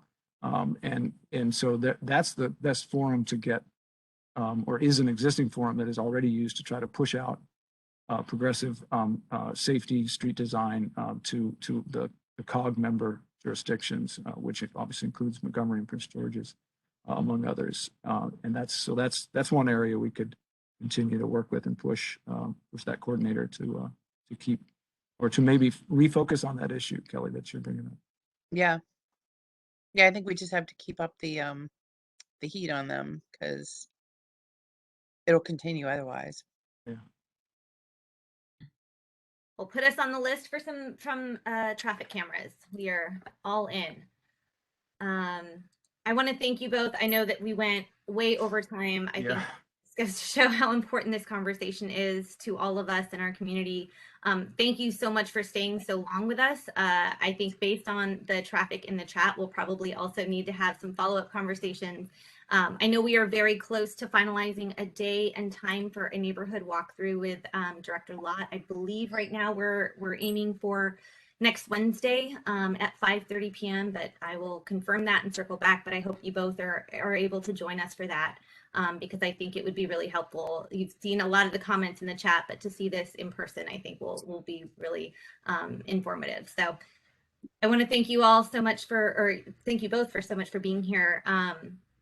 Commissioner Higgins, I think we have some A&C business and some resolutions to our community obviously welcome to stay on, but I tried to Thank move you. all of the boring stuff, especially about our finances and whatnot, to the end, so that anyone that wanted to see DDOT could jump off after. So I will hand it back over to you, Commissioner. Thank you so much. We'll go ahead and jump right into our ANC votes and resolutions. Commissioner Amin, you have the floor. Thank you, Chair Higgins. Commissioners, has everyone had the opportunity to review FY21 Q3? Would you mind? Yes. Sorry, would you mind just going through what's in it, because I don't have it in front of me, so I can't see it. Yeah. Have you had a chance? First of all, have you had a chance to review it, Commissioner Costello? I think I did way back in early August. Is that when you sent it? Is that the one? Yeah, that would have been sent to you about around the first week in August, so you would have had plenty of time to review it. Yeah. So if we could go through it, I think that would be helpful, because just to refresh our recollection on that, I think would be useful. So just before we get started, so this Q3, did you say Q3? yes, Commissioner Carley. Okay, I want to make this very clear. The Q3 report is what we have already spent and wrote checks for, correct? Yes. Make that clear. Wait, so wait a minute, I always get confused. Commissioner Chair Higgins, Q3 is what we just come out of, right? It's June, July, and August. I got that incorrect?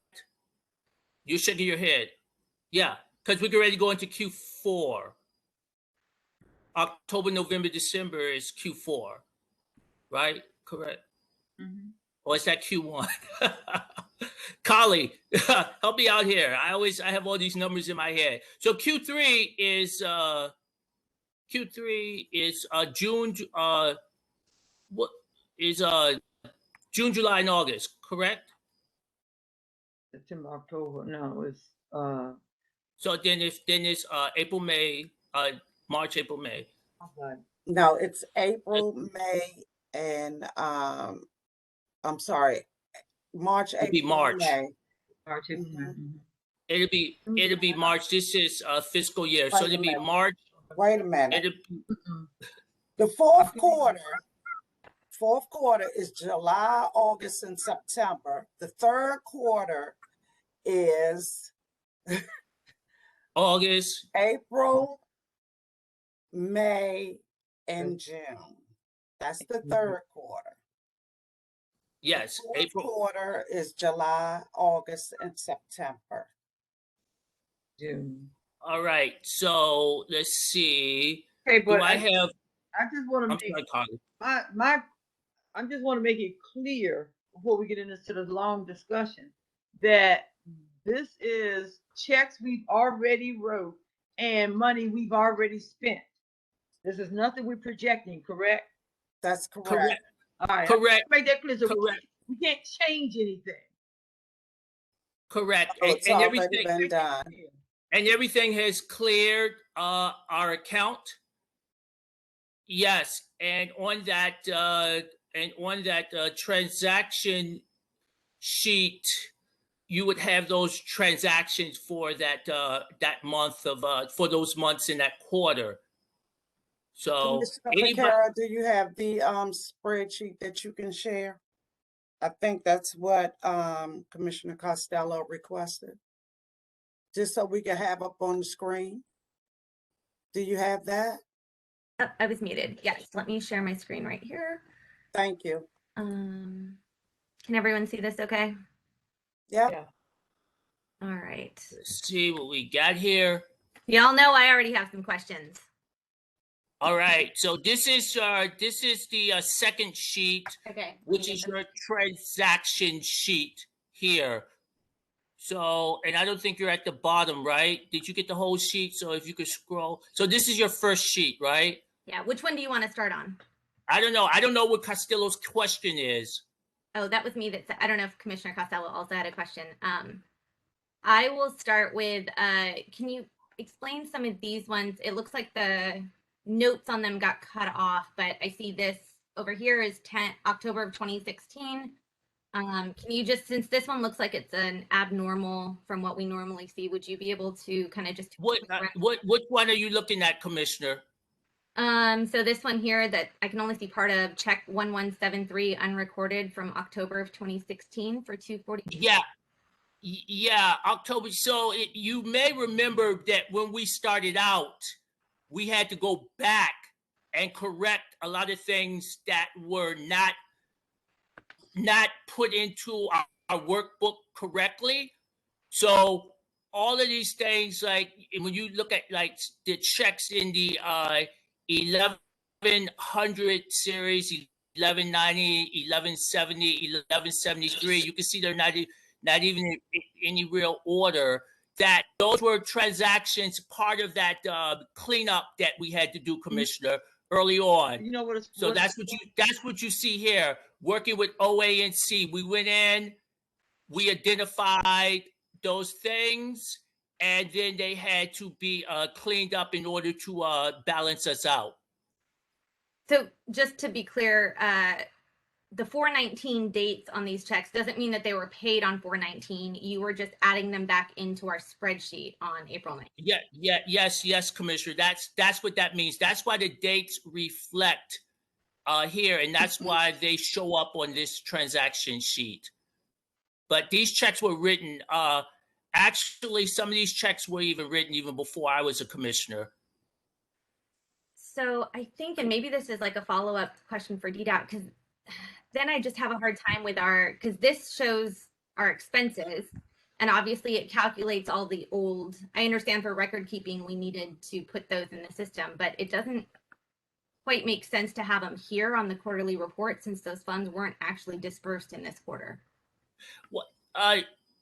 Well, Commissioner, I think that that's a question that you need to have with a conversation you need to have with Gottlieb at OANC. I mean, that's the way that their program works. Like our job as the ANC and my job as treasurer is to put the information in. I don't necessarily control where it comes out on the sheet. Now, again, we've tried to contact OANC. I know that you've had several conversations with them. So I think that that's probably something that you probably should reach out to OANC and have Mr. Simon Gottlieb Simon explain how his Excel program actually works. I think you and a lot of other people a lot of other commissioners across the city are trying to figure that out. So do you have an actual number of what we dispersed in FY 21 Q3? Because so it sounds like that 7,000 number is not accurate. That's also accounting for the 2016 checks that weren't recorded properly. But do you have a sense of what we actually spent as a commission this quarter? Yeah, if you look at your transaction sheet, what you can determine that we spent as in a quarter, if you go back up to the top here, you see check 1278, 1279, and if you scroll down a little bit here, you scroll down here, and you see all of your 1200 series checks. You would see that is what basically, what those were our expenditures. If you look at the check number in the 1200 series and you look at the dates here, and if you recall, these are regular expenses. Let's look at 1281, CIT, 1282, Sprint, rent, printer. I'm sorry, we lost your screen. Then you see here, we received our allotment, which has been recorded, and you see our last expenditure in the quarter was our 1287, our Sprint check. So our phone bill. And if you go back up to the top again, please, Commissioner. It's taken a while. Yeah, I understand. I definitely understand. Okay.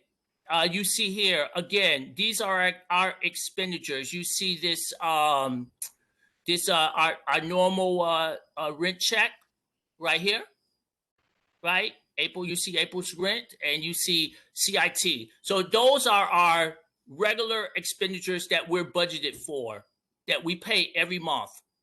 Got it. Got it? Got it. And just to make sure there's no outstanding reimbursements or anything that we owe. I know that we had a Commissioner McKembe. There was some website things I think we're going to reimburse, and I don't know if anyone had to pay any bills out of pocket because of check signatures or anything like that. No, Commissioner, nothing like that. Okay, perfect. Okay, commissioners, any more questions? Any further questions? All right, so commissioners, thank you for that. Thank you for your questions. Commissioners, I move that we accept and approve FY 21 Q3 quarterly report, quarterly financial report. A second. Thank you, Commissioner. The motion has been placed on the floor and properly second. All those in favor of approving the ANC 5B quarterly report for fiscal year 21 Q3, say aye. There was actually a roll call. Could I have a roll call vote, Madam Chair? Commissioner Carley says aye. Thank you, Commissioner Carley. Commissioner Higgins. Aye. Commissioner Amin. Aye. Commissioner Costello. Aye. And I am an aye as well, although I agree with the points in the chat. Hurts my soul a bit. Well, I didn't see the points in the chat, so. Okay, excuse me. The ayes have it.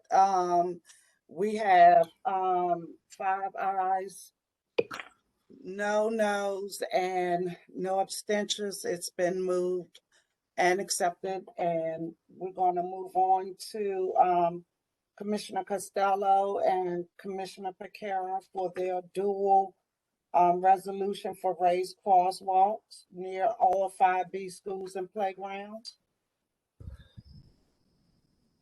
This on the screen. So we heard from MPD and we also heard from DDOT that raised crosswalks and vertical impediments help slow down traffic, and we think it's frankly a no-brainer to ensure that we have all of those measures in place, especially around the 5B schools, libraries, recreation centers, playgrounds, any place that kids and families are frequently trying to cross, and frankly, often without any luck because drivers are not yielding to pedestrians as they're supposed to. So we're hoping that this will help at the very least slow people down.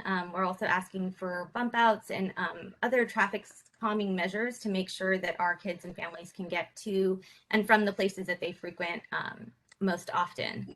I don't think we need to read the whole resolution unless anyone wants to. We tried to cite a lot of the data that leads up to this point and why these are important, but we'll also make sure to send this out and have this on our website as well.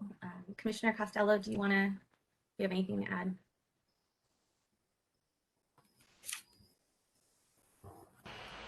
No, I mean, I think everybody who's on still heard the conversation earlier, and I think you summarized everything pretty well. I mean, we all know that we have a problem here in our neighborhood with traffic safety, and unfortunately, it is costing us more than it should. So we really appreciate your consideration of this resolution, and hopefully it will result in some more meaningful changes within our community. And I'll just share one other thing that goes in to inform this. We are not done. In fact, Commissioner Costello and I potentially underestimated exactly how many unsafe roads that we had in our community, and I don't think we underestimated all that much, but this is just a quick snapshot of the user-reported intersections. These are speeding violations, these are stop sign runnings. We tried to highlight the areas that have schools, daycares, other places that children and family frequent, and we still have, I think, over 80 to input, and those are 80 responses, usually the responses have more than one intersection. So we really tried to make sure that this was an informed process, that we were asking for interventions in the areas that need it most. So we'll make sure to send this around. I think Commissioner Costello put this in the chat. This is an ongoing effort to inform our conversation with DDOT, but it's really important that we know that these are not just made up concerns. These are things that people have reported and seen and are weighing in on. So with that, I can pull back up the resolution with the specific schools, and we kept it to public schools. I know that there are a lot of private daycares that also would benefit from something like this. Unfortunately, I don't think we can get there yet, but it is on our list. So this is what we have going forward. As you can see, it encompasses all of 5B. And hopefully this can be a citywide initiative afterwards. But going back to what we heard a lot in the chat, we really like this to be, let us be the guinea pigs and put them everywhere here, see how well it works, and then hopefully can recreate that for other parts of the city. So I put a motion on the floor to approve the installation of raised crosswalks, bump outs, and other traffic calming measures in front of all areas where there is a school, playground, library, or recreational center in ANC 5B. I second. Okay, the motion has been placed on the floor and seconded.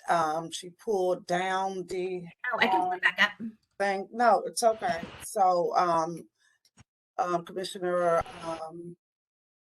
Piekara, I needed you to go back to the top. Sure. Please, thank you. For the resolution calling on DDOT to immediately install raised crosswalks in all schools, libraries, recreation centers, and playgrounds in ANC 5B. She specifically listed 20 items.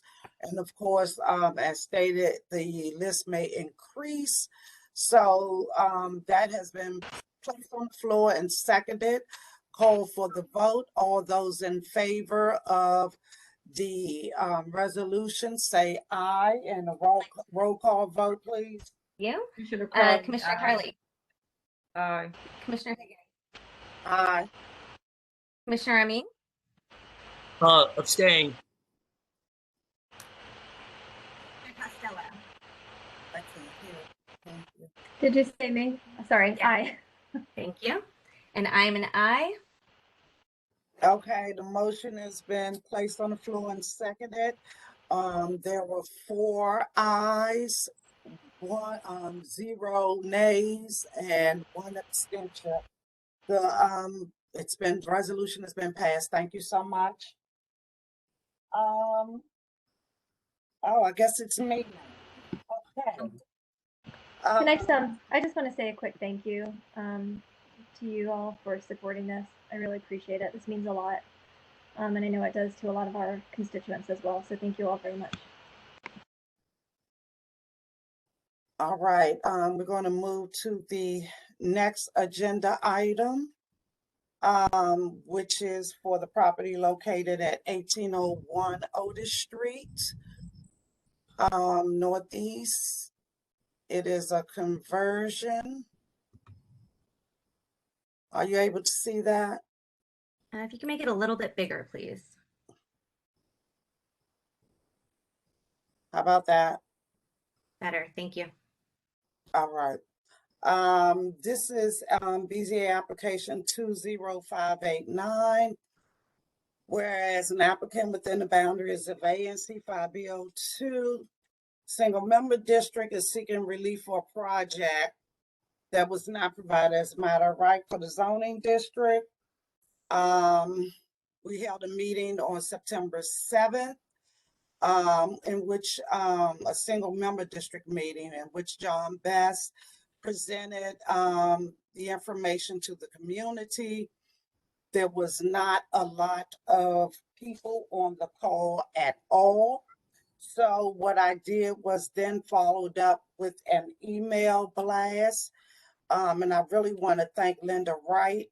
She went out and picked up the forms with people's decisions, whether or not they agreed or disagreed with the conversion. So I just wanted to thank her for that. But it is changing the small corner church on 18th and Otis as a resident into a residential condominium unit. The church was located on the first floor apartment building located at 1801 Otis. DHCD actually approved the conversion of the 7-unit apartment to a 6-unit condominium building. The church address was also changed from 3633 18th Street, Square 4202, Lot 0204 to 1801 Otis Street, Northeast, number 2, and the lot changed to 2002. So I have not gotten any objections to the project. All of the information I received was in total agreement with what Mr. Best wanted to present. So I placed that on the floor, motion on the floor to approve the conversion, changing it from a church to a single unit condominium. Yeah, one question, please. Yes, ma'am. Is this the one that's located up near the school?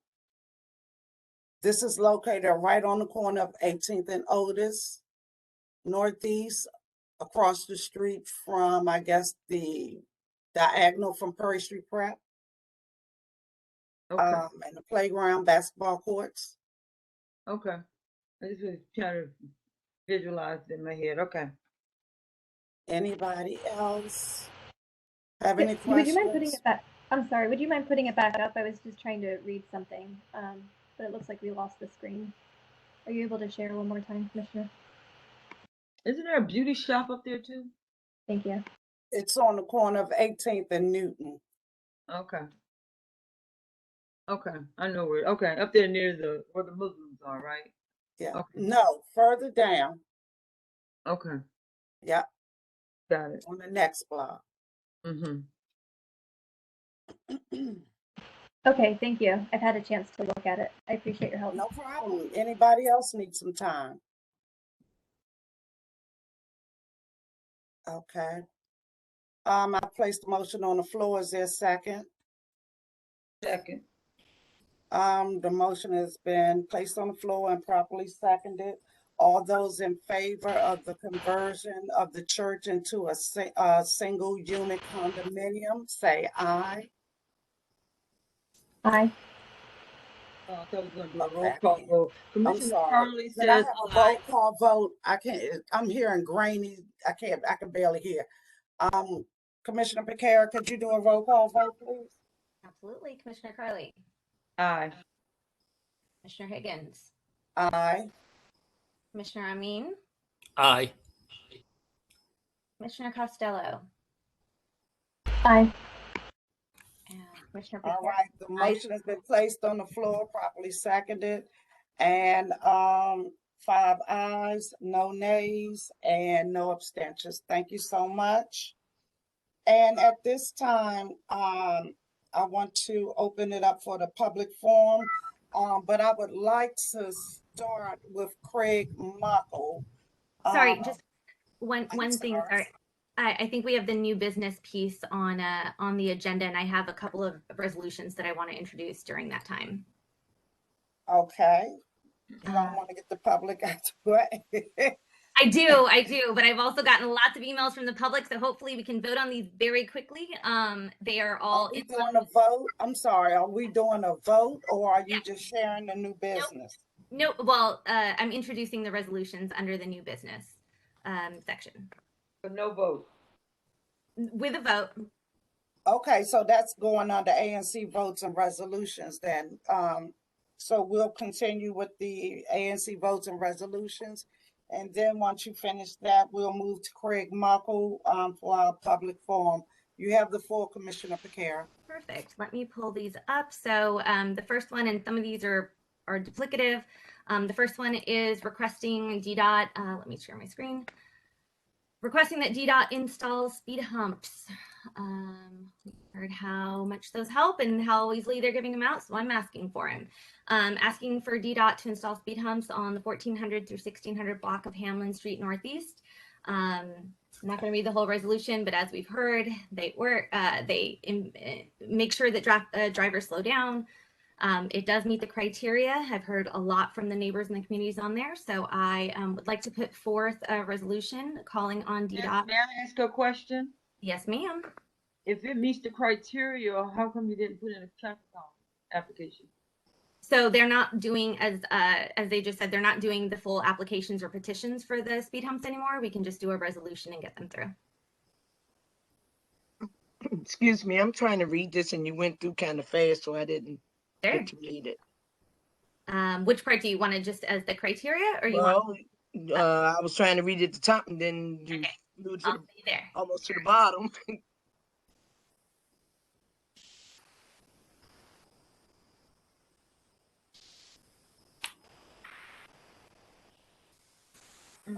You can move it some.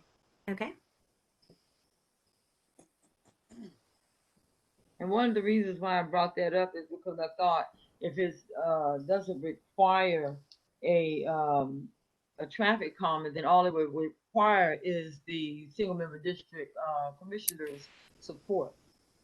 All I was told was that if I get a resolution that they could do that. So I know I think they've been changing some stuff around on exactly how it has to happen, and like whether it's petitions or signatures or whatnot. So I have an email saying that if I have a resolution for it, they'll do it, and that's what you have in front of you.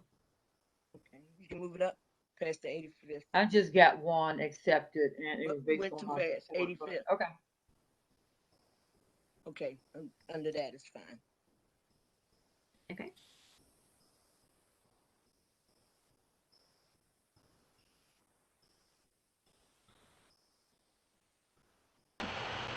Commissioner Piekara, 14 and 1600 blocks. Okay, thank you. That's what I was looking for.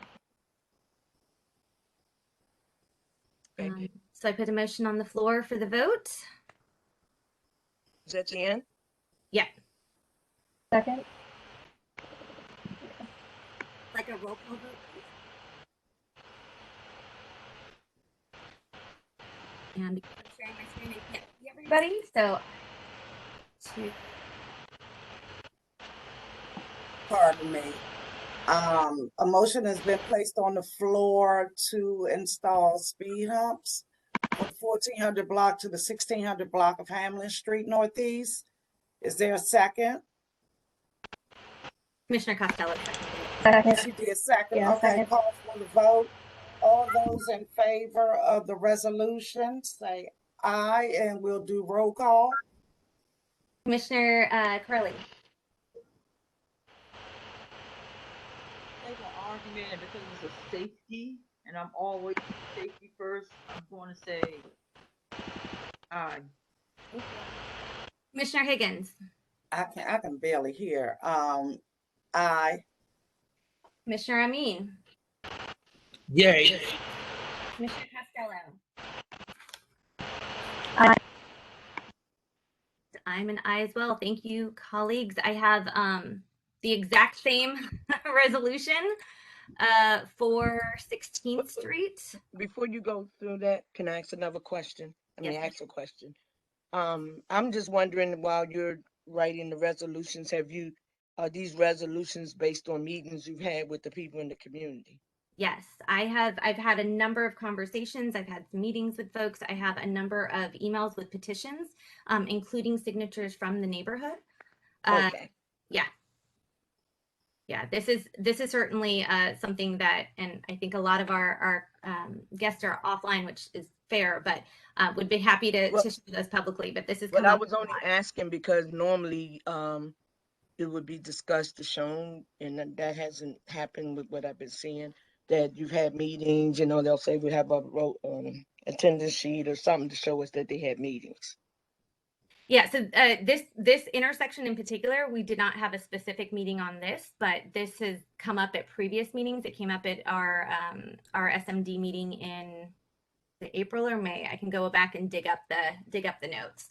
Everything's been online, so I do have a recording of the meeting, but I don't have a sign-in sheet. Okay, because it's different because it's online. Okay. And so this is another resolution almost the exact same language outside of the location. This is for speed humps on 2900 and 3100 blocks of 16th Street Northeast. There's been a lot of speeding here.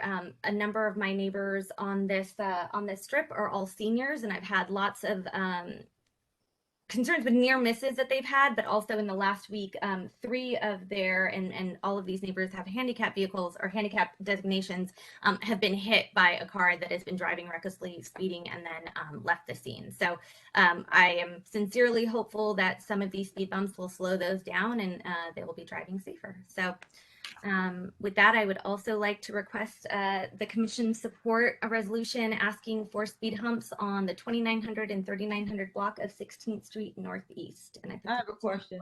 Have you ever submitted a traffic calming application? I have. You have? Yep, earlier this year. Just one? I've only done one. Okay. And you wrote a I second the motion. Thank you. And you wrote a support letter for that? I did. And did it get implemented?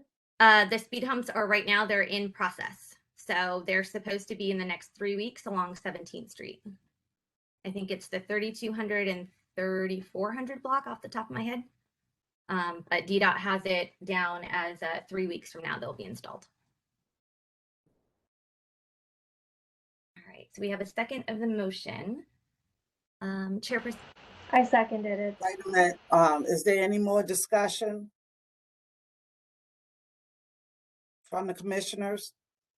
Okay, if there's no more discussion, okay, we can, there's a second on the motion. Call for the vote. Roll call vote, please. You, Commissioner Carley. Abstain. Okay. Commissioner Higgins. Yes. Commissioner Amin.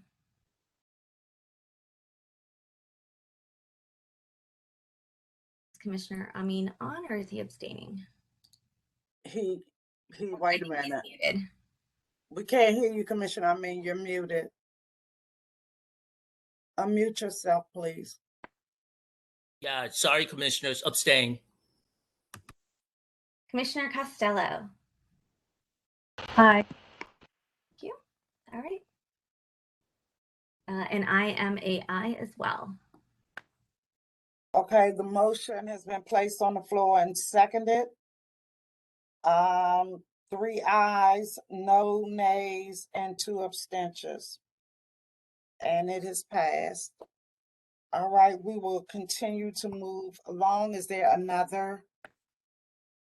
There's one more request for stop signs, and this is on something that Commissioner Amin brought up earlier today that I know his constituents have been asking for as well. Let me see if I've got so many. So this is calling for 4-way stops at the intersections of 13th and Hamlin, 14th and Hamlin, as well as, let's see here, I've got the full list down here. 13th and Kearney, as well as 14th and Lawrence. Lawrence is across from the church. As Commissioner Amin has said, 13th and Hamlin has been a problem area, and 13th and Kearney has been a problem area for some time. So asking for those, as well as 14th and Hamlin, where there's been 2 recent accidents with cars blowing through those stop signs.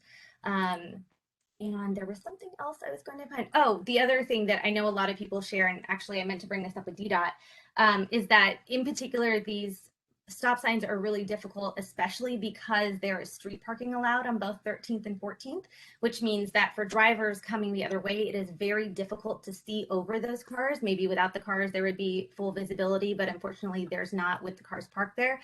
So I know for myself, as well as hearing from others, that you're kind of having to inch out to see if there's a car coming. And oftentimes, if you're too far out into the intersection, it's too late before you see them. So I think that this is hopefully going to slow everything down and help drivers stay safe and pedestrians stay safe. So I guess my question is, I guess I need to go back to Commissioner Carley, because there is a process in place for requesting these items. And I'll just ask, did you do a TSA for this as well? So a TSA was put in by my predecessor, Commissioner McKembe. And so I was told again, and I'm happy to share the email with everyone, I was told to pass a resolution and that would suffice with the data that they have. Not to say that they've committed to giving them to me, but they said that we don't need to duplicate efforts on the TSA. But you've gotten but one was sent in. That's the question I was asking. Yes. Okay. Yes. All right. So do you want to go ahead and place the motion on the floor? I placed the motion on the floor. Okay. Any discussion? Is there a second? Seconded. Motion has been placed on the floor and seconded. All those in favor, are we doing roll call votes? Yes, please. Commissioner Carley. Abstain.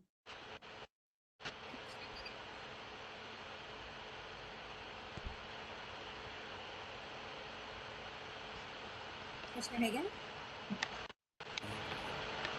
Aye. Commissioner Amin.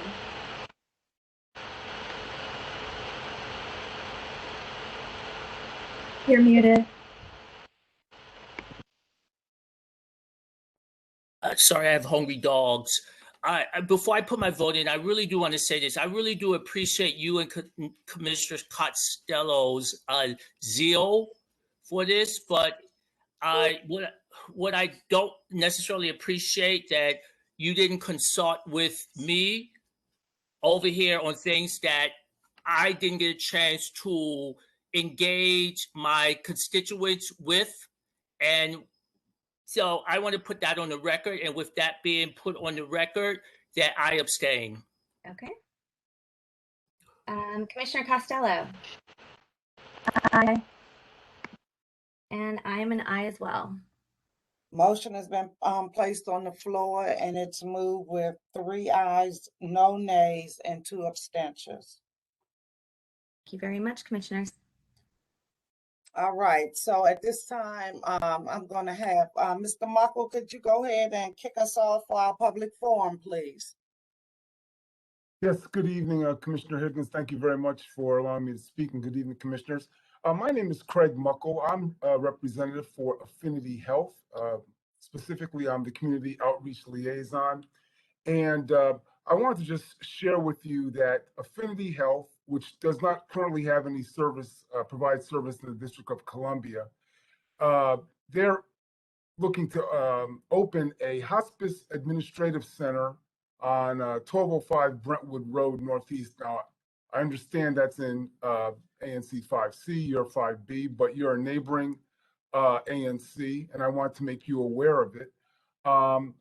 What the center is intended to do to really, it would be an access location for the community, members like yourself, clergy, residents, basically to walk in and request service or identify a service for a friend, neighbor, family member who may need hospice service in the comfort of their own home.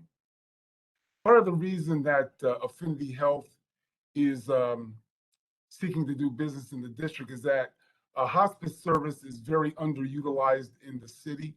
And so they see this as an opportunity to extend the service in a, in a community where it's likely to be needed. So the reason I'm before you today is my charge is to garner community support, for this office. And I've been engaged with a variety of members of the clergy, other community-based organizations, and obviously ANC. So my request is for your support of this, which would really be in the form of a letter of support. I'm happy to provide a draft letter for your consideration that if you choose to support that, then you can just kind of fill in the blanks on that. That letter would be used as part of the application process for our certificate of need. And we're hoping to have that process concluded toward the around October the 20th. So I'm trying to give you a very abridged version, largely because the hour is kind of late and everything like that. But I'm certainly available to answer any questions you may have at this time. Thank you. Mr. Muckle, would you be able to forward us, I know you said something about the letter of support, but also some information where the commissioners can dive a little deeper so they can have a little more information and be able to, you know, make some determinations? Because just Sure. like you said, this is, you know, an abridged version. And I would truly like to give them more information so they can gauge what it is that they would like or not like to do in this situation. And my second question is, if the commission itself does not want to support, are you still willing to get a single member district letter of support from those that are willing? Yes, on your second question, yes, I am. And on your first question, I'm happy to provide supplemental information, which I have. If you can provide me with an appropriate email address, I'm happy to send it, or I'm happy to send it to each commissioner, individually. Okay, perfect. Whatever you'd like for me to do. And what I'll also do is, if I may, just recite my contact information. I can also write it in the chat. So if anyone wants to contact me, offline, I'm happy to have that conversation with you, any of you. Could you please share your information in the chat? So if anyone would like to get in contact with you or sidebar, what have you, they're able to do so. Sure, not a problem at all. Can you tell me where the location is again, please? Sure, 1205 Brentwood Road Northeast. It would be in the, it's a storefront location across from the Home Depot and Giant Plaza. Oh, okay, yeah, I know what that is. Madam President, I'd like to ask a question. Please, you have the floor, Ms. Brown. Okay, I don't know whether it's appropriate, but in the two previous motions that they voted on, some voted for, some voted against, and some abstained. Was there still a majority in favor of it, of each of Yes, the ma'am. motions? Yes, ma'am. Okay, thanks. You're welcome. And there was only abstentions and there was nay. No one disagreed. I'm sorry, Mr. Muckle. That's okay, not a problem. I just put my information in the chat for everyone. Okay. So again, if there are any other questions, I'm happy to entertain them now, but I'll certainly forward any information to you. I'll probably do it in the morning because I have to go pick up my daughter from work as soon as I'm done here. So I understand. And I really appreciate your patience. I know this was a long meeting, but I appreciate you hanging around. Commissioners, do you have any questions for Mr. Muckle? All right. I thank you, Mr. Muckle. Commissioner Higgins, I thank you and thank I everyone. look forward to receiving the information, and I would definitely share it with my colleagues if they don't reach out to you themselves. All right, very good. Thank you very much and have a great evening. I appreciate it. You take care. Thank you. Thank you. Bye-bye. This is time for anyone else that has any questions before we move into our single district meeting. I'm sorry, our single member district reporting and our other ANC business. I think everybody went to sleep. Let's move on. All right, we're gonna move forward. Approval of meeting minutes. Oh, wow. I thought we were going to do our reports first. According to this, our ANC business is next, and then SMD reports.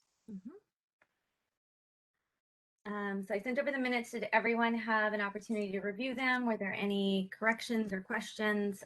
My apologies again for the mix up at first, but thank you, Commissioner Higgins, for flagging that. As you can tell, there's a lot of different things moving around tonight. Yes, I do have a couple of things. I guess we're gonna start with May 1st and then move our way through. That works for me. Okay. May 26th meeting minutes. It was a couple of things that I wanted to talk about. So one, on the notice, I started to see that you put in notice and that the meeting was noticed in the following locations. And I see that you have indicated ANC 5B03's website, 5B05's website, newsletters for 5B03, 5B04, and 5B05, as well as Nextdoor and Facebook. I did not see where 5B01 was indicated that notices go out, nor 5B02 email listservs that email blasts that I send out, as well as the postings on the community board at 12th and Newton Street Northeast. That's not on here, and I looked at a couple of them, and I do the same thing every month, but I don't see that. Yeah, I'd be happy to incorporate them. I think in May and June in particular, I think I requested for where does everyone post, so I can make sure that it is listed. Commissioner Amin shared that he had it in his newsletter, and I heard from Commissioner Costello and others, which is why I included it, as well as the places that I personally put it in, but I'm happy to incorporate everyone else's. If I don't get them, I won't know firsthand unless someone tells me. So yeah, we had discussed it previously, and that I send mine out because we were talking about the different modes of sending the information out, as well as how we have different communities and how Commissioner Carley we talked about that. And she said she utilizes her newsletters because they don't necessarily do, social media. So we did discuss it and it was talked about. So that's why I brought it up again. Yeah, and I'll be happy to forward around the email where I asked, and I think it's I try to ask every time, just because it's important. I mean, sometimes we put it on all the channels, sometimes it goes to some. I know it changes depending on the needs. So that is just something that I've seen other commissions do with success. It also that's no problem. Yeah, it just helps constituents know where to look. So I'm happy to amend the minutes and include both of your submissions. If you just send me a note of where you posted them, I will include those in an updated version of the minutes. Yeah, I do an email e-blast, as well as post a hard copy at the Brookland board that sits at 12th and Newton Street, across from CVS. No, that's right. I'm just saying that way I don't forget. If you can just send me an email, no problem. I'll make sure to ask every month. I'll just make sure to ask every month, so we have it top of mind every month, and then we can put it as an ongoing thing. And then on page 2, and let me ensure that that is okay. Page 2 of the May meeting minutes. I've noticed throughout the minutes that you have been really on top of getting all of the information in, especially when it's information pertaining to your questions and information that you shared that you and Commissioner Costello just very to the point. But some of the information I don't think is being put in its proper context. Okay. On page 2, where we're speaking in reference to the vote, in reference to charges incurred under rent and communication, I think it's a line in here. Okay, yes, it says, so the commission could discuss the finances and Cal privately. No, that was not stated. And I actually had to go back and go over all of our recordings for these 3 reporting periods, because that. I'm glad you brought that up, because I actually do have the transcript right now. Let me pull it up. Okay, that's fine. But I think the transcript, because I was looking at some of the wording in the transcript, and it doesn't necessarily match what the video says. I mean, I did watch both. I listened to, I go back through, I mean, that's how I always do our notes, which is why there's some details. Would you allow me to finish so you'll know what portion I'm talking about? Absolutely. Thank you. So it says, so we could discuss the finances in Cal privately. And that wasn't the full text of the conversation. What was stated is that if we could discuss the information in Cal, so we can fully dig deeper into what was going on. And it wasn't privately away from the constituents.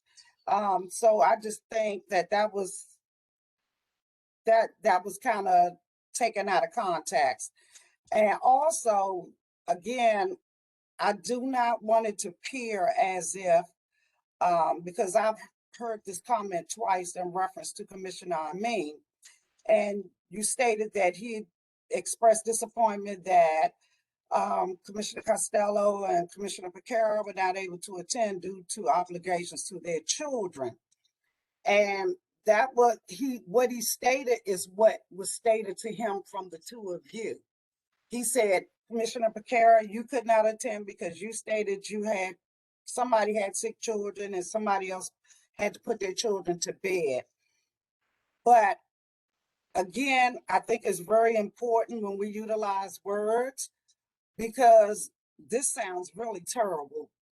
I don't mean to sound terrible. I guess I'm confused. So Commissioner Amin did say, I mean, we were not able to attend because of family obligations, and Commissioner Amin pointed that on the record that we were not able to attend due to family obligations. So that's what I recorded. And he said, I understand you had so-and-so to do with your children, but it wasn't like, oh, your obligations are interfering. But that's just my thought. But the other piece, yeah, it wasn't privately, so we could not discuss the finances before the public.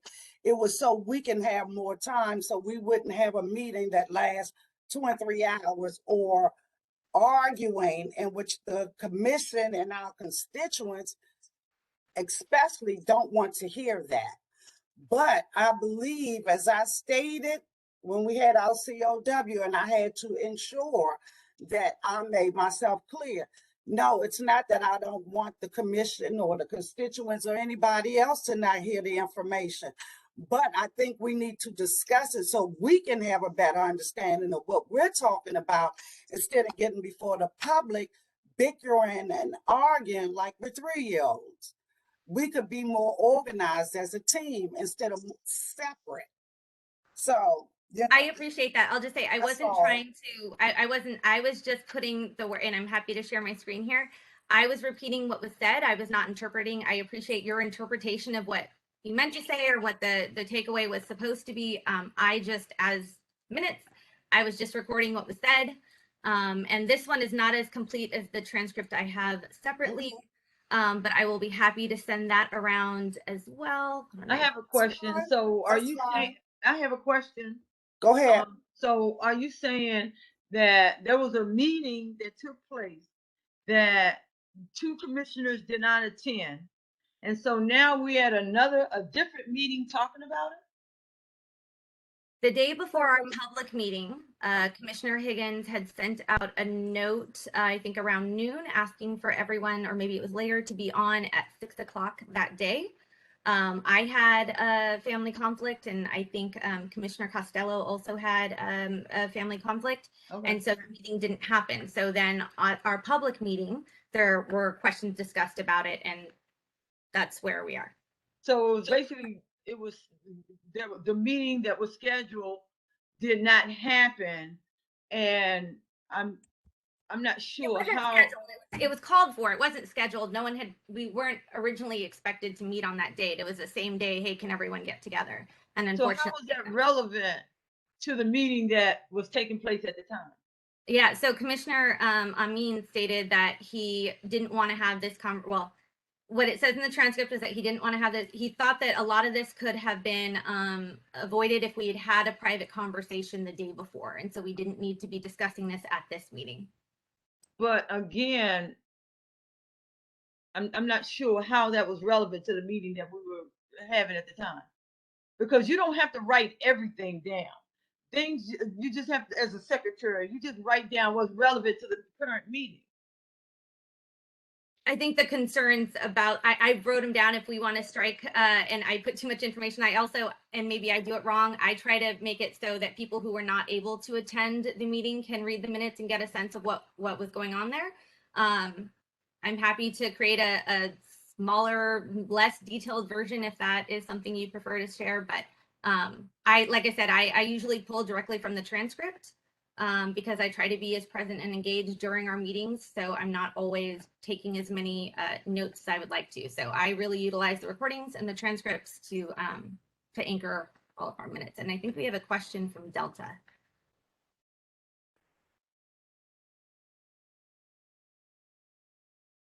I know, well, I know even in the bylaws, it states you don't have to write everything verbatim. Yeah.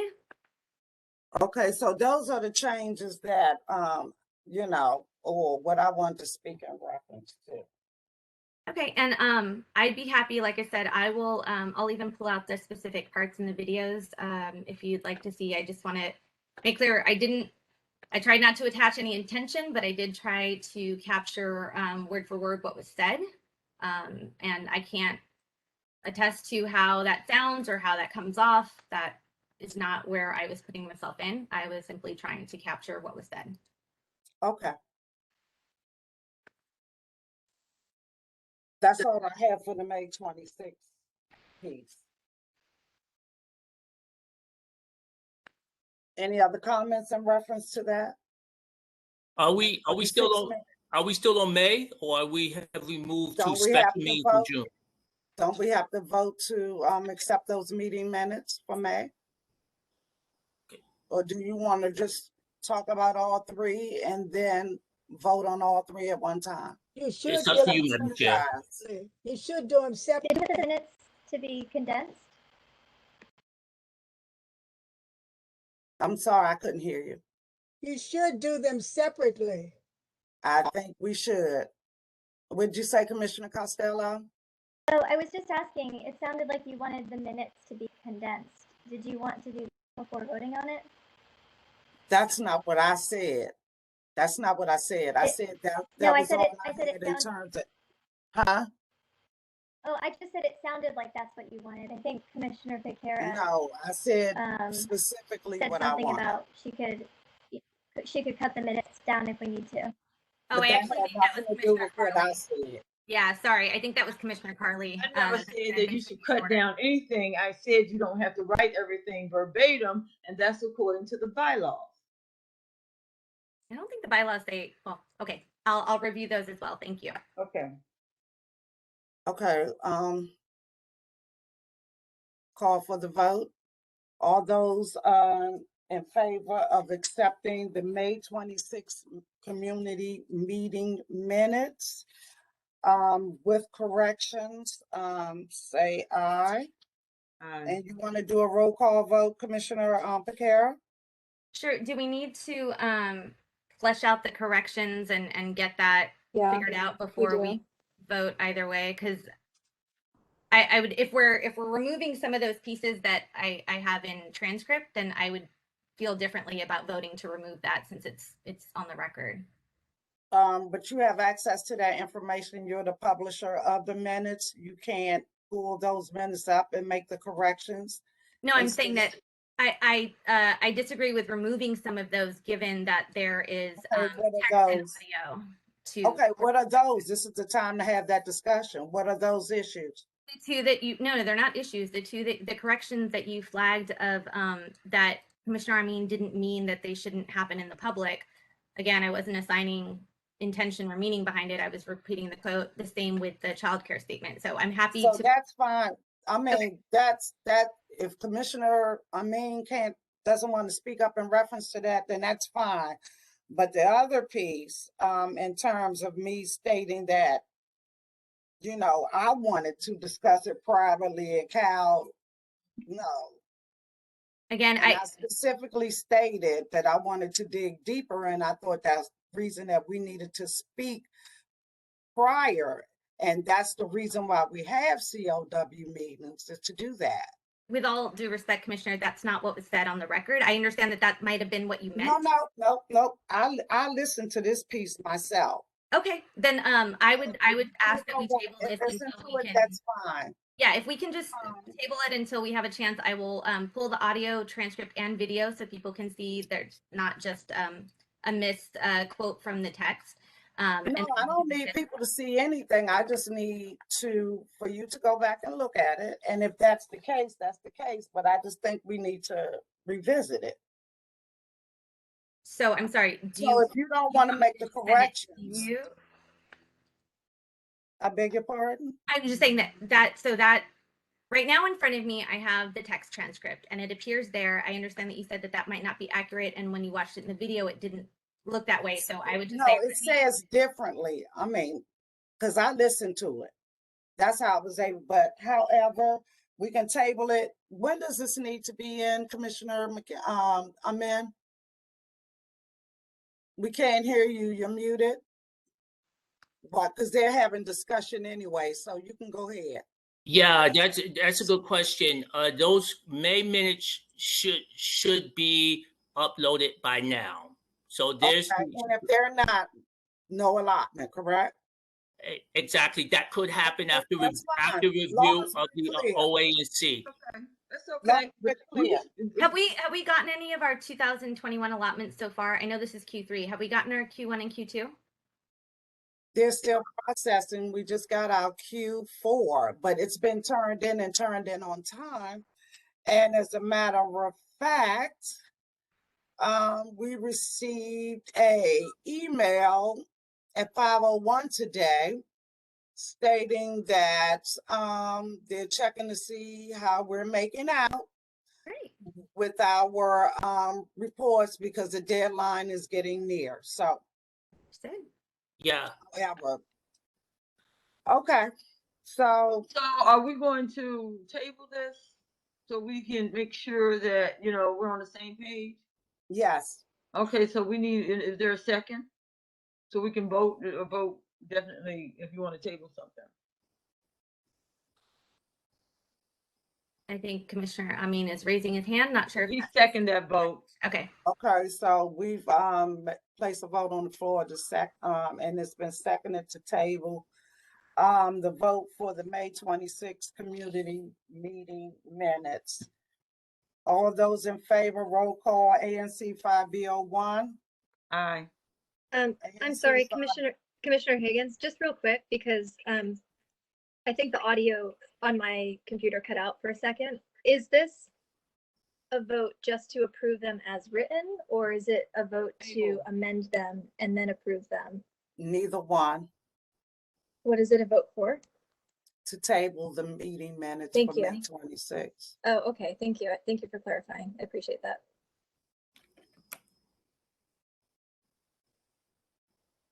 Aye. ANC 5B02. Aye. ANC 5B03. Aye.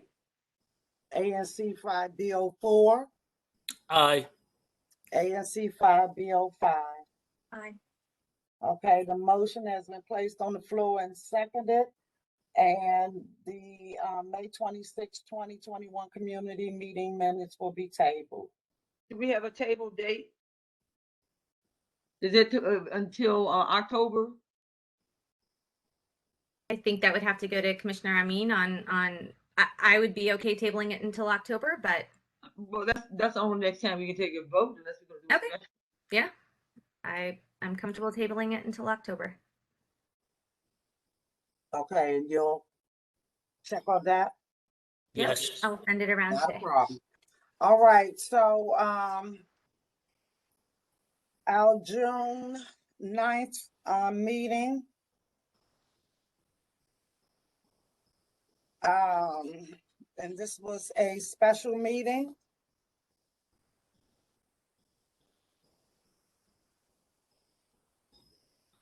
Did everybody get an opportunity to take a look at it?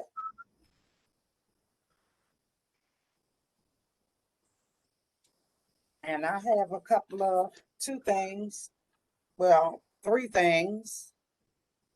Sure. We've already talked about the notice, and Commissioner Piekara said she would look into that. Absolutely.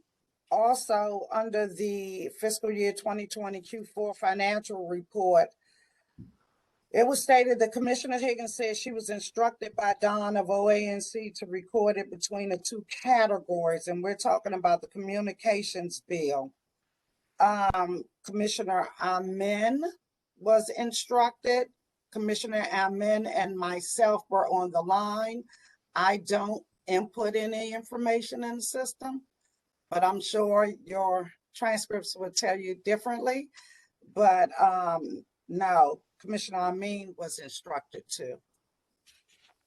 I can make the edit that you would like that corrected. I just, like I said, I just go off of what is said. And so when the text says, Commissioner Higgins says that you were instructed, it doesn't delineate between who was on the call and who wasn't or add the context. So What did you say, Commissioner Higgins said, I said I was instructed?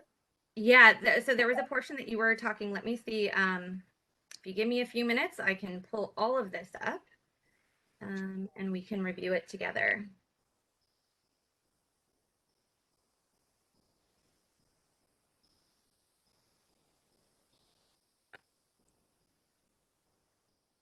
It's June 9th. All right, give me a few minutes. And if you want to pull up the other concern while I'm looking for this one, that is.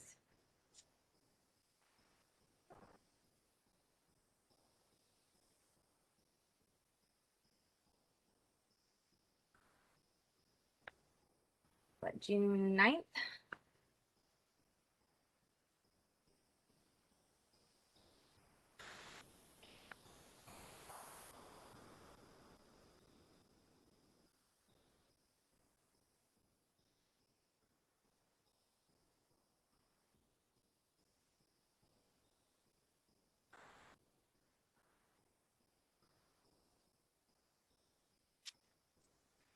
All right, give me a second. I'm going back through all of my text files. If not, I can certainly send this around.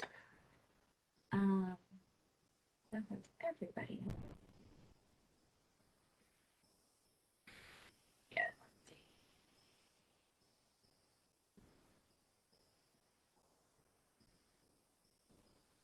That would have been at the very beginning. The very beginning, okay. Sure.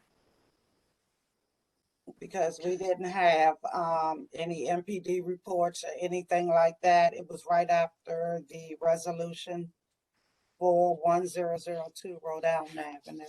Okay, that is helpful. Let me scroll down. Oops, I lost you there. 1002, that's the piece.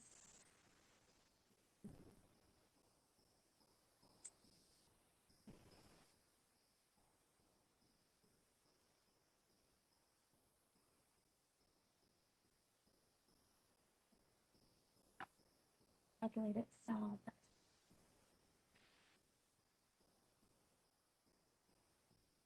All right, so here I'll show you all what I'm looking at right now. So you can see my screen. Okay, perfect. All right, so, okay. See here, it's not the case, this is replaced, available monies in bank account. Priority for everyone. I can actually just search for Dawn and that might speed up our, okay.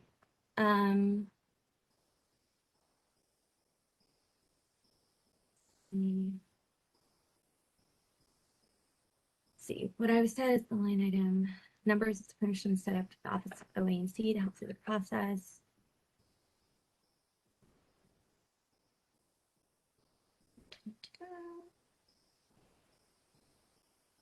Which vote was this for? Which quarterly report? Because we have a couple on here. Let me just see if I can search for Dawn. No, we weren't talking about we were talking about the numbers. And it said Commissioner Piekara asked for ANC 5B to project additional funds towards category 5, if that'd help. Okay, I'm not sure. Yep, let me see. Projected additional funds. This is our whole transcript. As you can see, there's a lot. All right, there's questions about cell phone budgets. Receipts, 600 in supplies. Dawn is helpful. 456. We have to wait for the information to recalculate itself. Some of those were already spent, therefore all this is different. We need to get through this portion. It's done by the spreadsheet. Is that for June 6th? Uh-huh. I mean, June 9th? Yep, this is for the special meeting. Okay, yeah, because I don't see anything on here about 456 or anything like that, but I'm sure that's The budget, understanding grants aren't necessarily a part of what ANC does. It's a copy. But this is a cut. Wait a minute, stop right there. Stop right there. Stop right there. Because that's another point that I want to make. This was my whole conversation. But the only thing you put down was Commissioner Higgins stated that grants are not the #1 priority of the ANC. And this is the full sentence.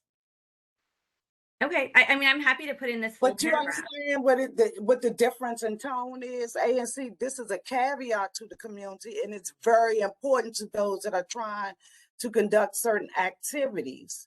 Okay, So no, that's fine. instead of just saying, I'll put all of this in. I have no problem. Higgins stated that the grants are not the #1 priority of the ANC. Okay, no, I'm happy to There's put this a in. big difference in what I said and what you put down. Okay, I will happily put this entire Because paragraph it in just there. has a negative condemnation. So that's all. So that was my second change. Yep, I will fully put that one in. Yep.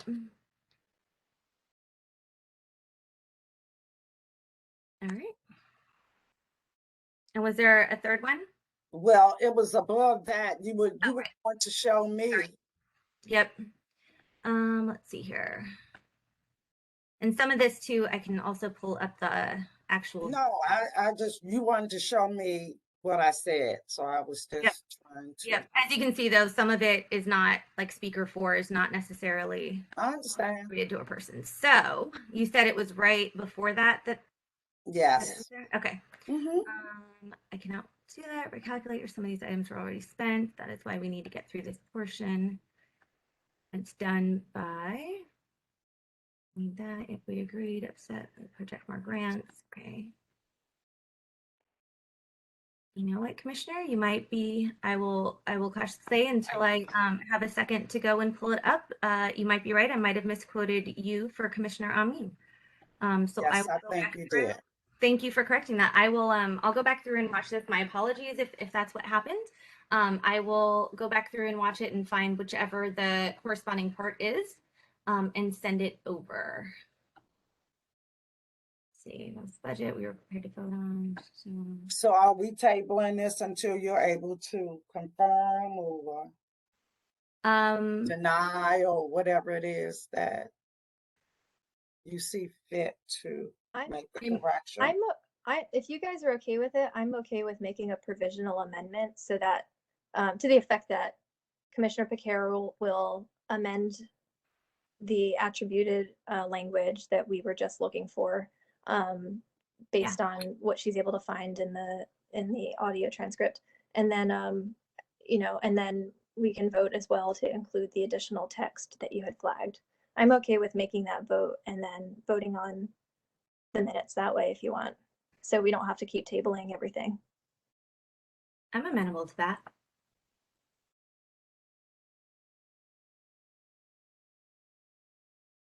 All right, a motion is being placed on the floor to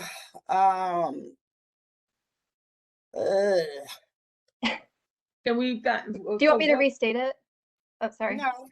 Okay. So I mean, I'm not clear. Are you going to extract it completely? I mean, what is going to happen? So with the portion that we found, I'm just going to pull that full paragraph we just saw, instead of just saying that grants are not the #1 priority. I'm going to quote that entire paragraph we all just had a chance to review in that section. And then for this other piece, I'm going to go back and find the quote and attribute it to Commissioner Amin if I got that wrong on who said it. What quote are you contributing to me? On I think it was a conversation with Dawn on how OANC and Dawn instructed to record the information in the 2 categories. Right. This was regarding splitting. I remember this. This is splitting the printer between comms and office supplies, correct? Yep. That's correct. Yeah. Madam President, what about postponing the approval of the minutes until they are correct? Until they're actually correct. Yeah, I'm okay. That's the motion that I want to put on the floor, Madam Chair. Okay. I mean, I don't know whether we need to go through Colleen's, Commissioner Costello's motion first. No, she said that's a motion that we could. Yeah, I didn't actually make a motion. So, so that it will be just, in the end, it'll be just like you wanted. Exactly. Great idea. Agree. Yeah. Thank you, Ms. Brown. Okay, so I'll put a motion on the floor to table the minutes for June 9, 2021. We'll do a roll call vote. Can I get a second? A second, Madam Chair. Okay, a motion has been placed on the floor to table the minutes, approval of minutes for 6/9/2021. It's been properly seconded. Call for the vote. ANC 5B01. Aye. ANC 5B02. Aye. ANC 5B03. Aye. ANC 5B04. Aye. ANC 5B05. aye. Okay, motion has been approved. 5 ayes, no abstentions, and no nays. We can move on to the meeting minutes for June 23rd. Wow. Wait a minute. I thought we just did June. That was this. That was a special meeting, June 9th. Oh, Lord Jesus. Okay, and I have a correction for the June 23rd meeting. Already discussed the notices, and the other piece was the roll call. Commissioners in attendance. It does not have Commissioner Carley that she was in attendance for the June 23rd meeting.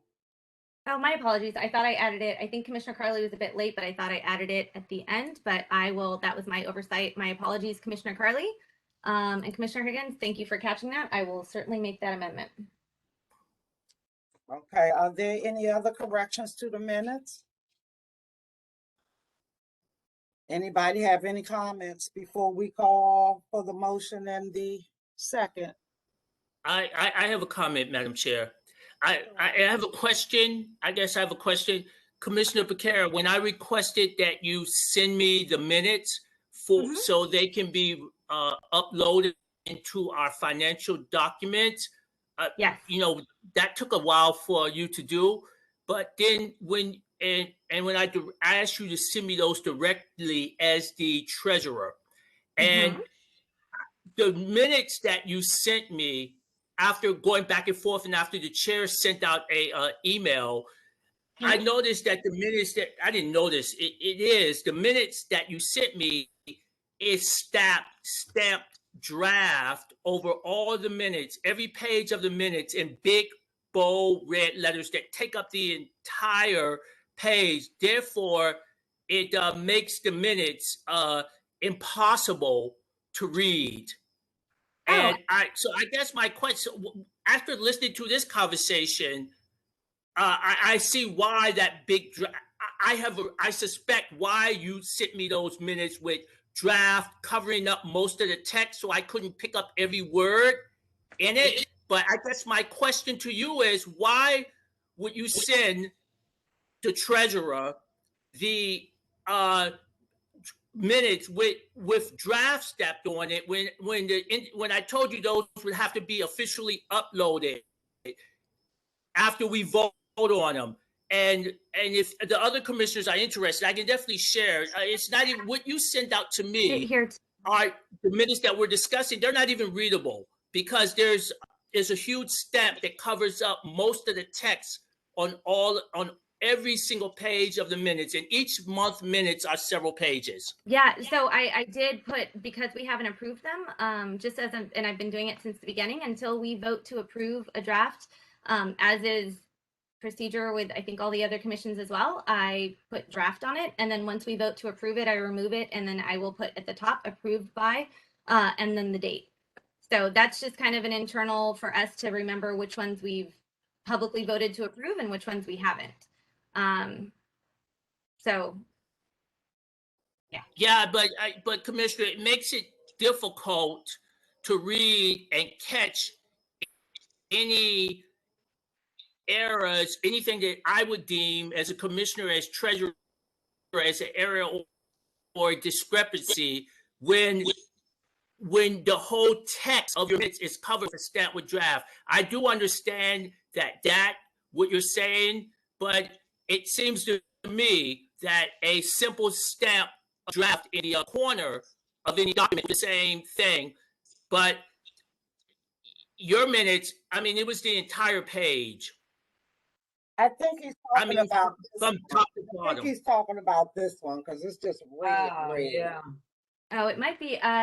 Normally, so when I do it on Google Docs, and I know the commissioners, Commissioner Amin said you weren't as comfortable with Google Docs, so sometimes it might change the formatting when I download it. But that is simple. You're welcome to just email me and tell me you're having a hard time to read it, and I'd be happy to make it more transparent so you can see it. I think that's a super easy fix. I apologize if you had such a difficult time with it.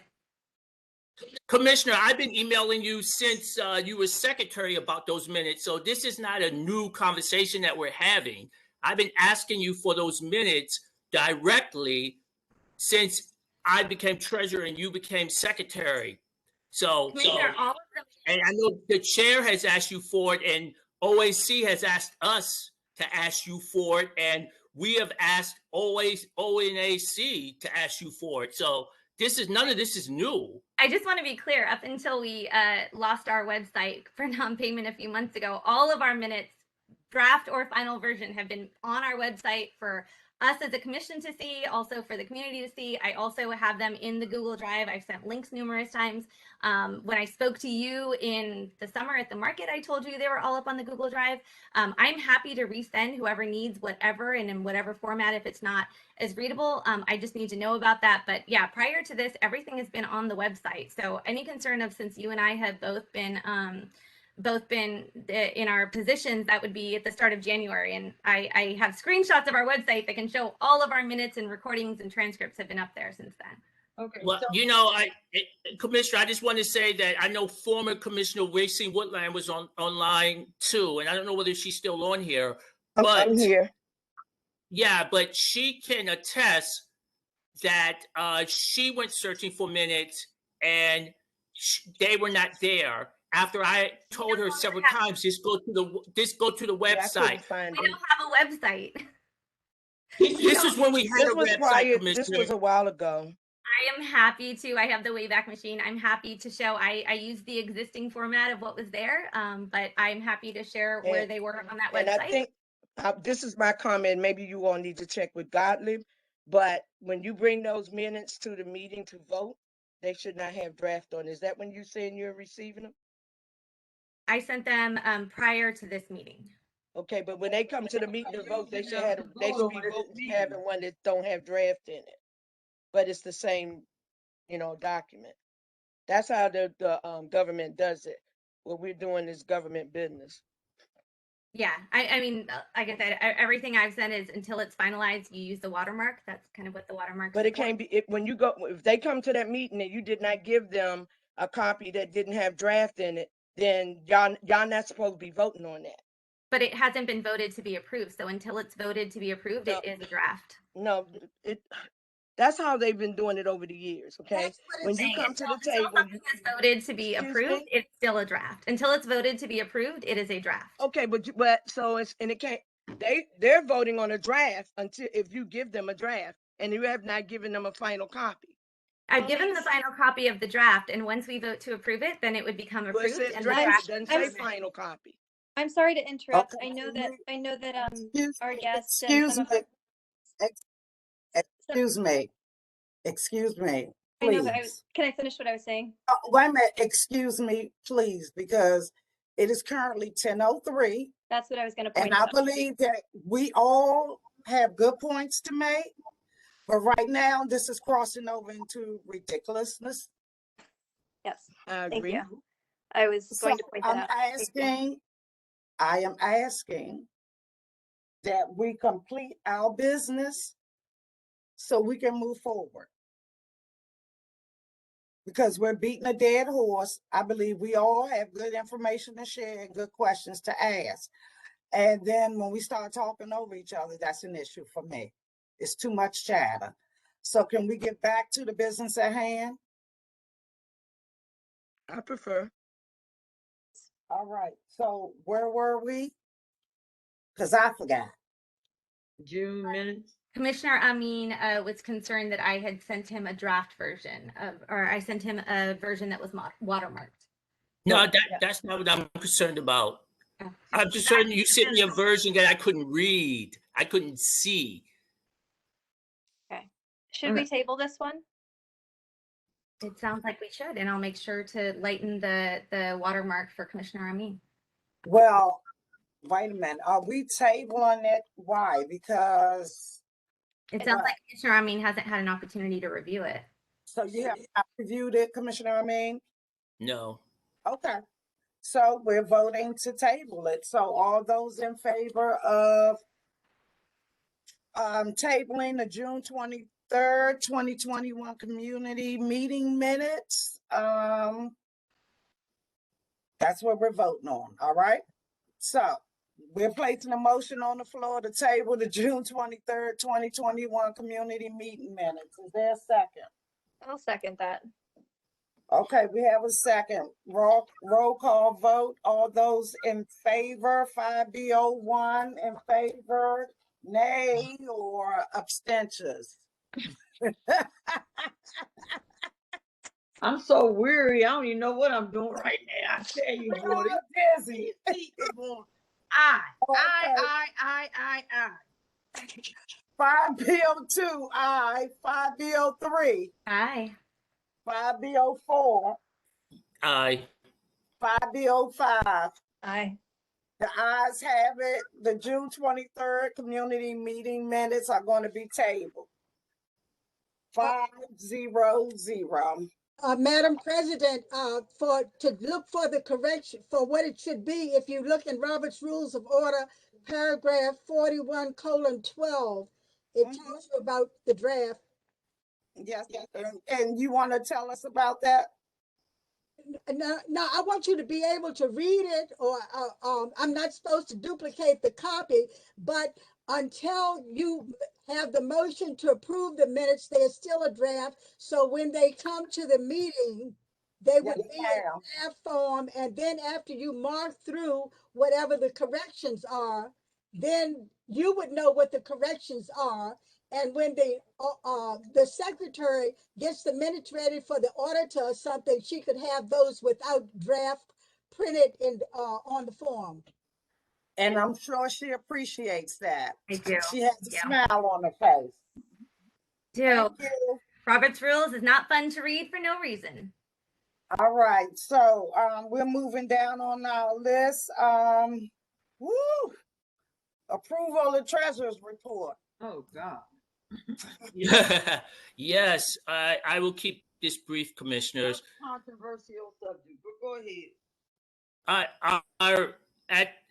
Our present balance in our account is $8,293.98. Any questions? Not for me. Just not for balance. No, we good. You want to go ahead and continue? I think that's basically all that we have for now. We have our balance and our invoices have been submitted for the month. of September, and we will move forward with other ANC 5B financial business in October, as was indicated earlier in the meeting. That's it. That's the treasurer's report. Does anybody have any questions? Just to clarify, no expenditures, right? No recent expenditures. Our regular expenditures, Commissioner. Okay. Would you please display them for the record? For the record, we have paid our invoice. The invoices that we've signed out this month was for our Sprint and our CIT. Any other? CIT, I'm sorry, printer, our office equipment. Yeah, that's CIT. Yeah, CIT. I'm sure the public wouldn't be clear. I saw something in the chat like, what is CIT? Yeah. So CIT. We have not issued a check for rent for September, and that is because the invoice was not sent to us. We had to request that invoice, and I just got it the other day, and I will coordinate my schedule with Commissioner Higgins, Chair Higgins, to sign a check. Hopefully we'll be able to do that sometime before the end of the week. Get that out, but we're in good standing. All right. Any questions? All right, great. Let's move on. Approval of ANC expenditures. I think we just covered that. I'm sorry, I don't even know what that is. That's something that Commissioner Piekara and I'm sure what Commissioner Costello put on there. So maybe she could clarify what exactly the conversation that she can lead the conversation. Yeah, I just want to clarify. I put the agenda together myself. I don't know what Commissioner Costello has to do with it, but yeah, no, it's just what we ran through right now, where you shared the expenditures. So check. All right, let's move forward. Single member district, ANC 5B01. Oh, Jesus, thank you. Okay, couple of things. I received a traffic calming application for speed humps on 18th in the 1800 block of Shepherd Street. I wrote a support letter. It was approved. We will be receiving those speed humps pretty soon within that block. I received a traffic calming application for South Dakota Avenue, requesting DDOT to increase time allowed for pedestrians to cross at 20th and South Dakota Avenue. Waiting on a response on that. Wrote a support letter for that one as well. I'm in the process of crafting a letter to inform the owner of the abandoned van and the pit bulls housed on a vacant lot behind 2211 Bunker Hill Road. I spoke with the vacant lot owner to express the complaints I receive daily about the dogs barking all day, whining all night. They left out there 24/7. The Humane Society came out and basically told them that they need to make sure they have water and food, and basically need to clean up behind them. They basically had them in a large fenced area and then had them in a cage. The cage was too small. So, and then DCRA came out, told them some things that they needed to correct. Supposedly, the property that abuts the vacant lot believes that she has rights to it because she has to go through that lot in order to put out her trash. I spoke with DPW. We changed the pickup point and put it out front, so she doesn't have to go through that lot. Now she says the owner gave her permission. I talked with the owner. The owner said if this is a nuisance, she needs to stop, that he's gonna, make sure she understands that the van there that's been out there for over a year. They use it to go and smoke whatever they need to smoke, to feel however they want to feel. So we're going to make sure that is told as well. If you want to use the triangular park that's positioned at Bunker Hill Road, 18th Street, and Michigan Avenue, you must get a permit through Parks and Recreation. That park, you're not to just start issuing out any type of meeting notifications and inviting people, it needs to have a permit. October 1, my organization, Warm Souls, will kick off its annual winter sock drive. The location is to be determined or will be announced at the October meeting. And that's it. Thank you, Commissioner Carley. You got that out quick. Okay, in reference to 5B02, there's a couple of constituents I really want to thank for assisting me. One is Linda Wright, as I stated before, getting some of the petitions and the feedback from the community in reference to the property at 1801 Older Street Northeast. She gathered those items and brought those to me, which I really appreciated. We had a SMD meeting on September 7th, I believe, with a presentation in reference to properties at 4236 South Dakota Avenue, as well as 1801 Older Street. I have not received the information. The developer or the owner stated that the two people on opposite sides of that property agreed with what the owner is trying to do. And what they're trying to do is actually, they have a farmhouse that is currently located on the property, which has been vacant, according to the owner, for about 15 years. The current owner has never lived in the home, but has plans to build on the property a second home and also keep the farmhouse. I am continuing to gauge the community because I really want to get as much feedback in reference to that property as possible. Also, I wanted to thank Mr. Rob Page. He has been doing a lot of work in terms of safety measures along 13th and 14th Street, as well as going down Otis Street. And a lot of what we found is a lot of the signage that is located along those corridors have been taken over by trees. And big discussion we had was about the district having them to come out to prune the trees so they won't be obscuring these signs for the motorists.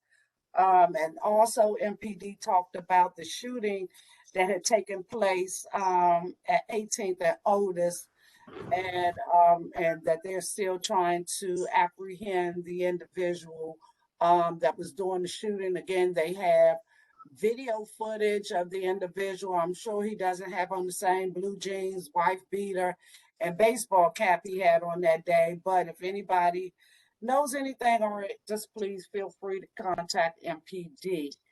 And that is my report. 5B03.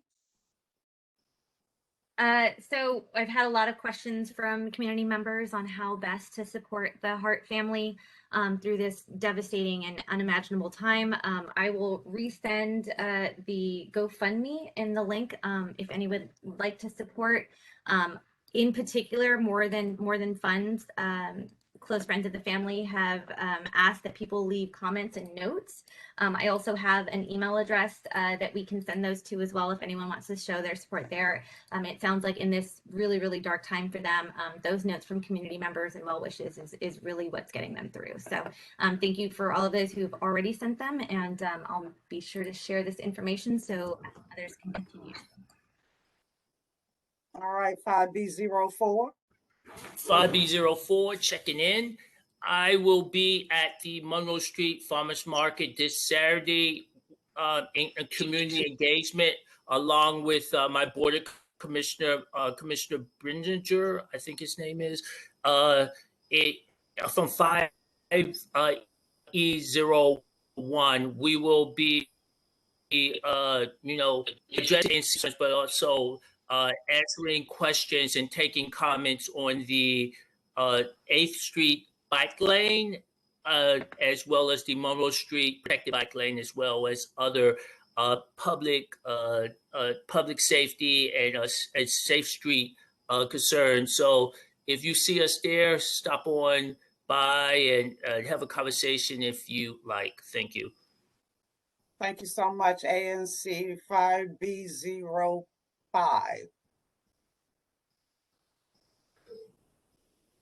Hi guys. I don't have any updates right now. I am going to be sending out notice about my next SMD meeting, so I'll send that out to my my constituents.